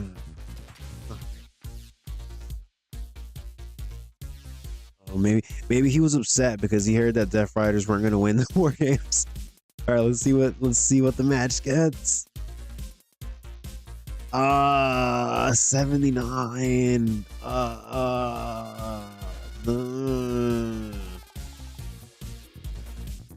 I mean, AJ Styles won with Spiral Tap. That's crazy.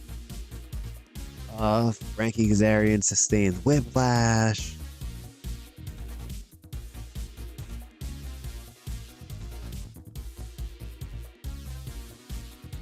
I mean, it seems like nobody performed at their best in this match, huh? Yeah, Fergal was off. Frankie was off. The performance of Pac was good.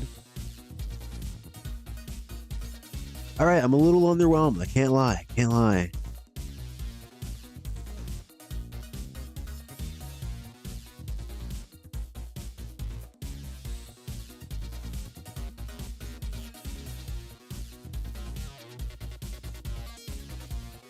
The segment was interrupted by injury.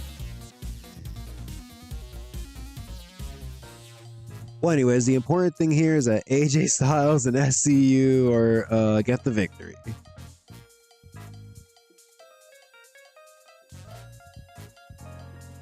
All right, and after that chaotic match, we go straight in to our women's tag match, and the Shining Samurai, actually, AJ Mendez and Nikki Storm win the championships from the Shining Samurai following interference from the debuting Max the Impaler. Who is that person? What is that? Why are they coming towards me? These are the thoughts of Hikaru Shida and Miko Wada seeing Max the Impaler. New champs.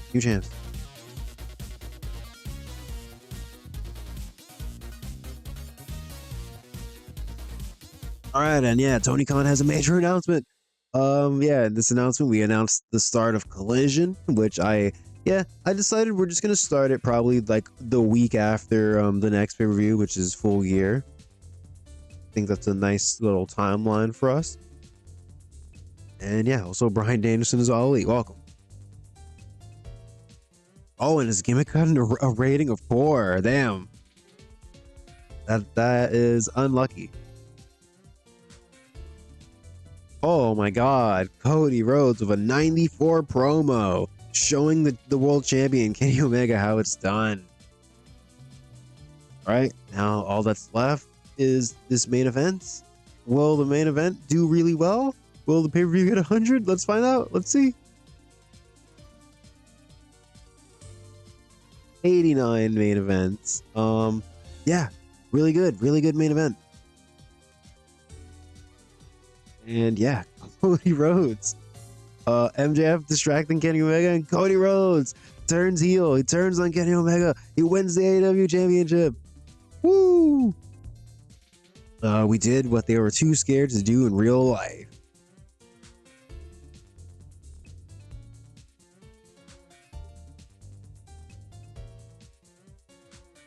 Yay, complete success. All right. Also, I like how when I did Kenny Omega versus AJ Styles, the match got penalized for both of them being baby faces. But I did this match where they were, I mean, I guess technically they were both baby faces, but Cody was he was set to turn. Maybe that's why. I don't know.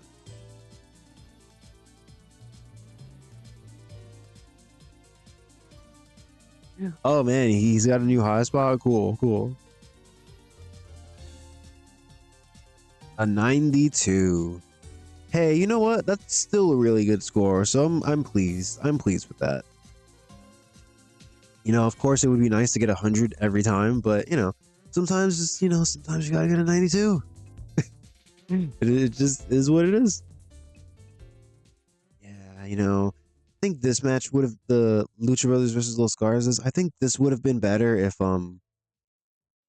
if we could have booked the full 15 minutes, steal the show, it might have done a little better. Orange Cassidy was off his game, so this could have been better. The War Games match, I'm kind of surprised about. I really thought this would be like a lot better. But yeah, I'm not complaining. The 92 is still really good.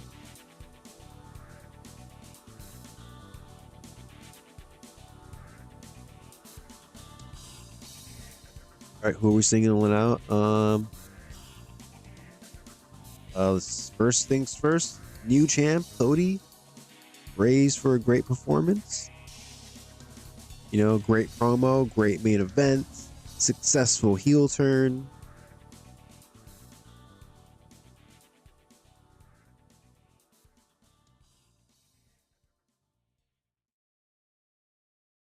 Let's go. Let's give a shout out to Walter. Maybe the second best like individual performance on the show.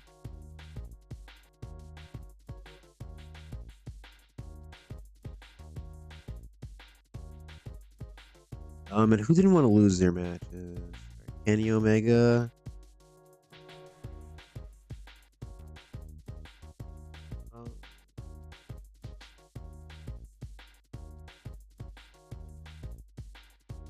Told that they are awesome. Thank you, Kenny Omega. We appreciate all the hard work you put in as the world champion. You represented the company well. Thank you for being professional and putting over Cody. And who else?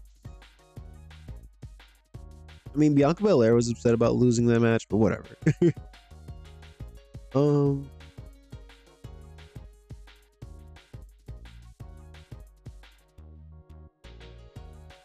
know. We'll give a shout out to AJ Styles. He wasn't even the best in that match, but he did win it.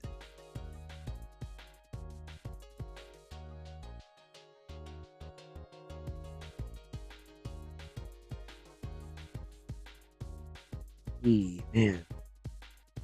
Sorry, Mayu Iwatani, but yeah, sorry to Stardom. We booked your like main baby face and we injured them.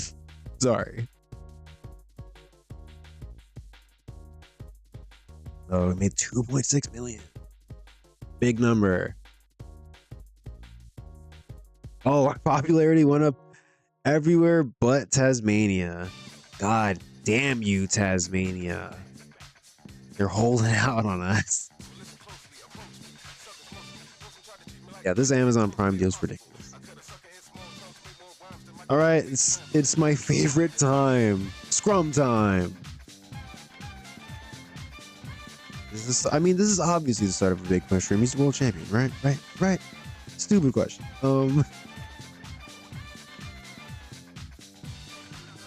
He deserves the opportunity to get a run as champion. It was a huge success. The roster should feel very proud. As AJ Mendez and Nikki Storm won the AEW World Women's Tag Titles tonight. Does this herald the start of a strong push? We're neutral answer again. I don't want to upset anybody. Martina was offered a game. Are you disappointed? I'm sure, she was wrestling on the pre-show. It's no big deal. Rumors are swirling that Kenny Omega complained about how you booked him in a match, but you completely ignored him and continued his plan. Do you regret taking such a hardline approach?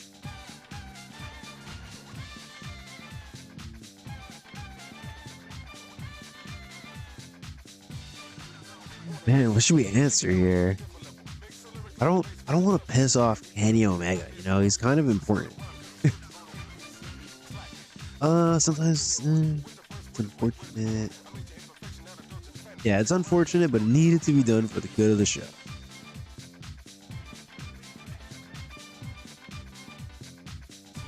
Unfortunately, Frank Kazarian sustained a minor injury. Given his history of getting hurt, is this becoming a real problem? Injury are a part of wrestling. There's no issues there. All right, we made it through the scrum without losing popularity or upsetting anyone. All right, go team.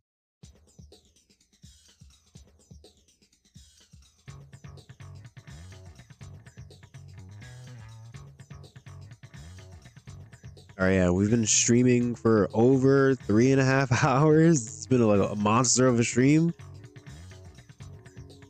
So we're about to wrap this baby up and call it a night. Kenny Omega wows fans with his new spot. Let's see, who are they offering a contract to? Oh, Paul Heyman. That's interesting.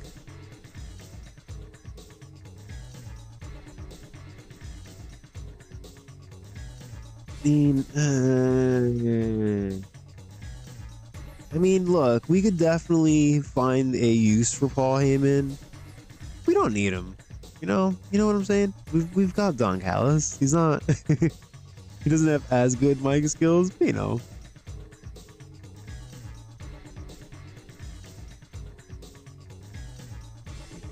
Anything interesting?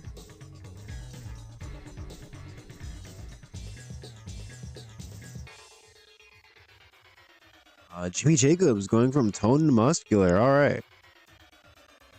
And in the gym. Kaylee and Mayu, thanks for coming. Thank you, Stardom. 9 million people watched All Out. Frankie Kazarian is injured. Mayu Iwatani dislocated her hip. Okay. Let's see. All right, while this is still fresh on my mind, let's go ahead and make Latin Mafia stable.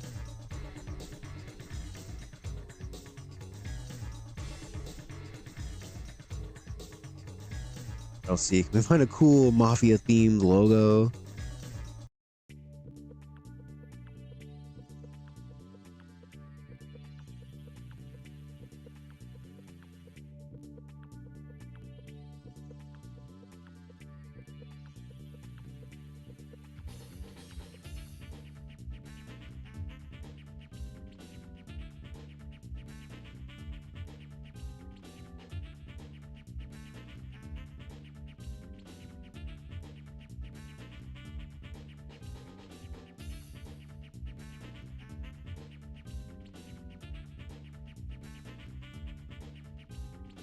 Just straight up a bulldog.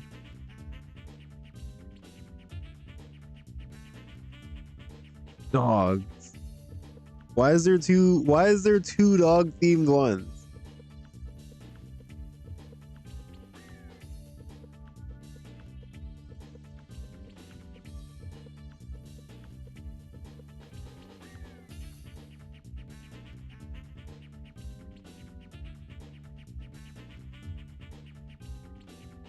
And we're gonna go with the, we're gonna go with the rose motif.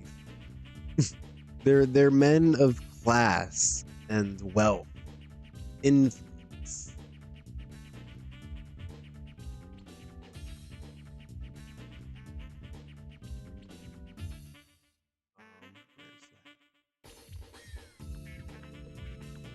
Am I blind? Oh, here it is.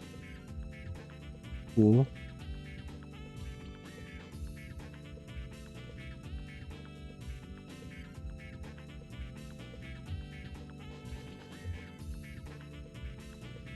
Andrade the leader, Garza in here, Berto, Santana,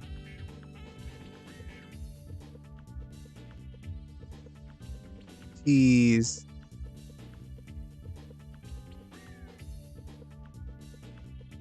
Selena de la Renta.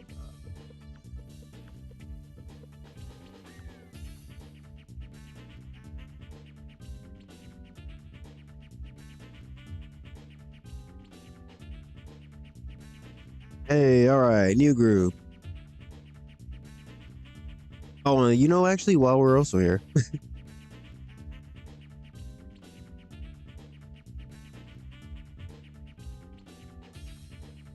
all right, Jim Ross Corp.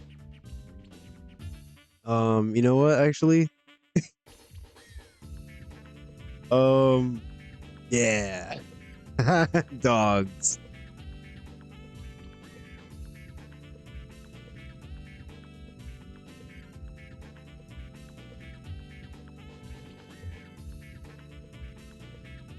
And Ross is the leader. Brian Cage, member. Joe Doring. And now the newest member. Oops.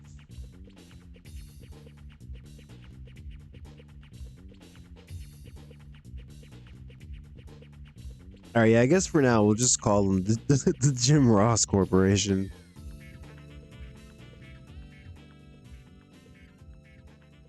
Hey, Alberto Patron is a scumbag.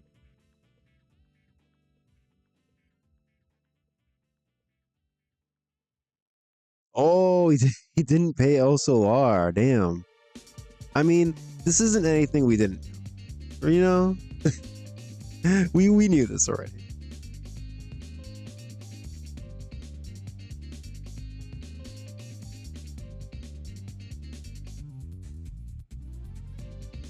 Oh, I just wanted to take a look at the new champion, Cody.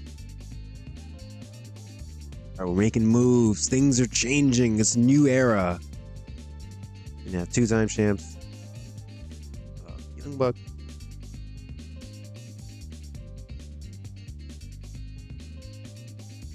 What else? Oh yeah, let's do this too while we're here. Just trying to do all these little things that I will definitely forget if I don't do them right now. Swerve. Swerve. Swerve. Swerve.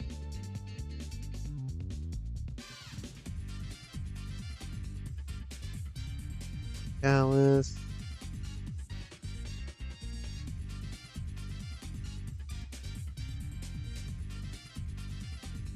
All right, yeah, I just wanted to actually set him to be his manager.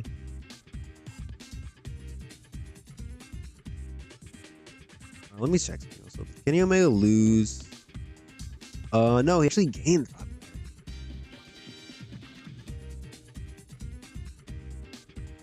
Cody, all right, that's good. Mox. Oh, all right. All right, you guys were all worried about losing matches.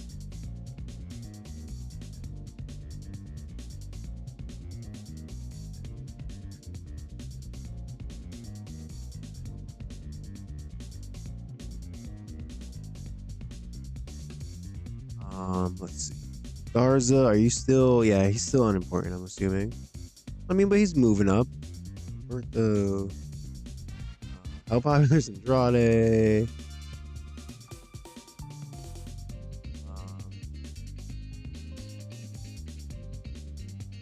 All right, yeah, I guess this is finally going to do it for this stream. This was a very long, supersized episode of All Elite again.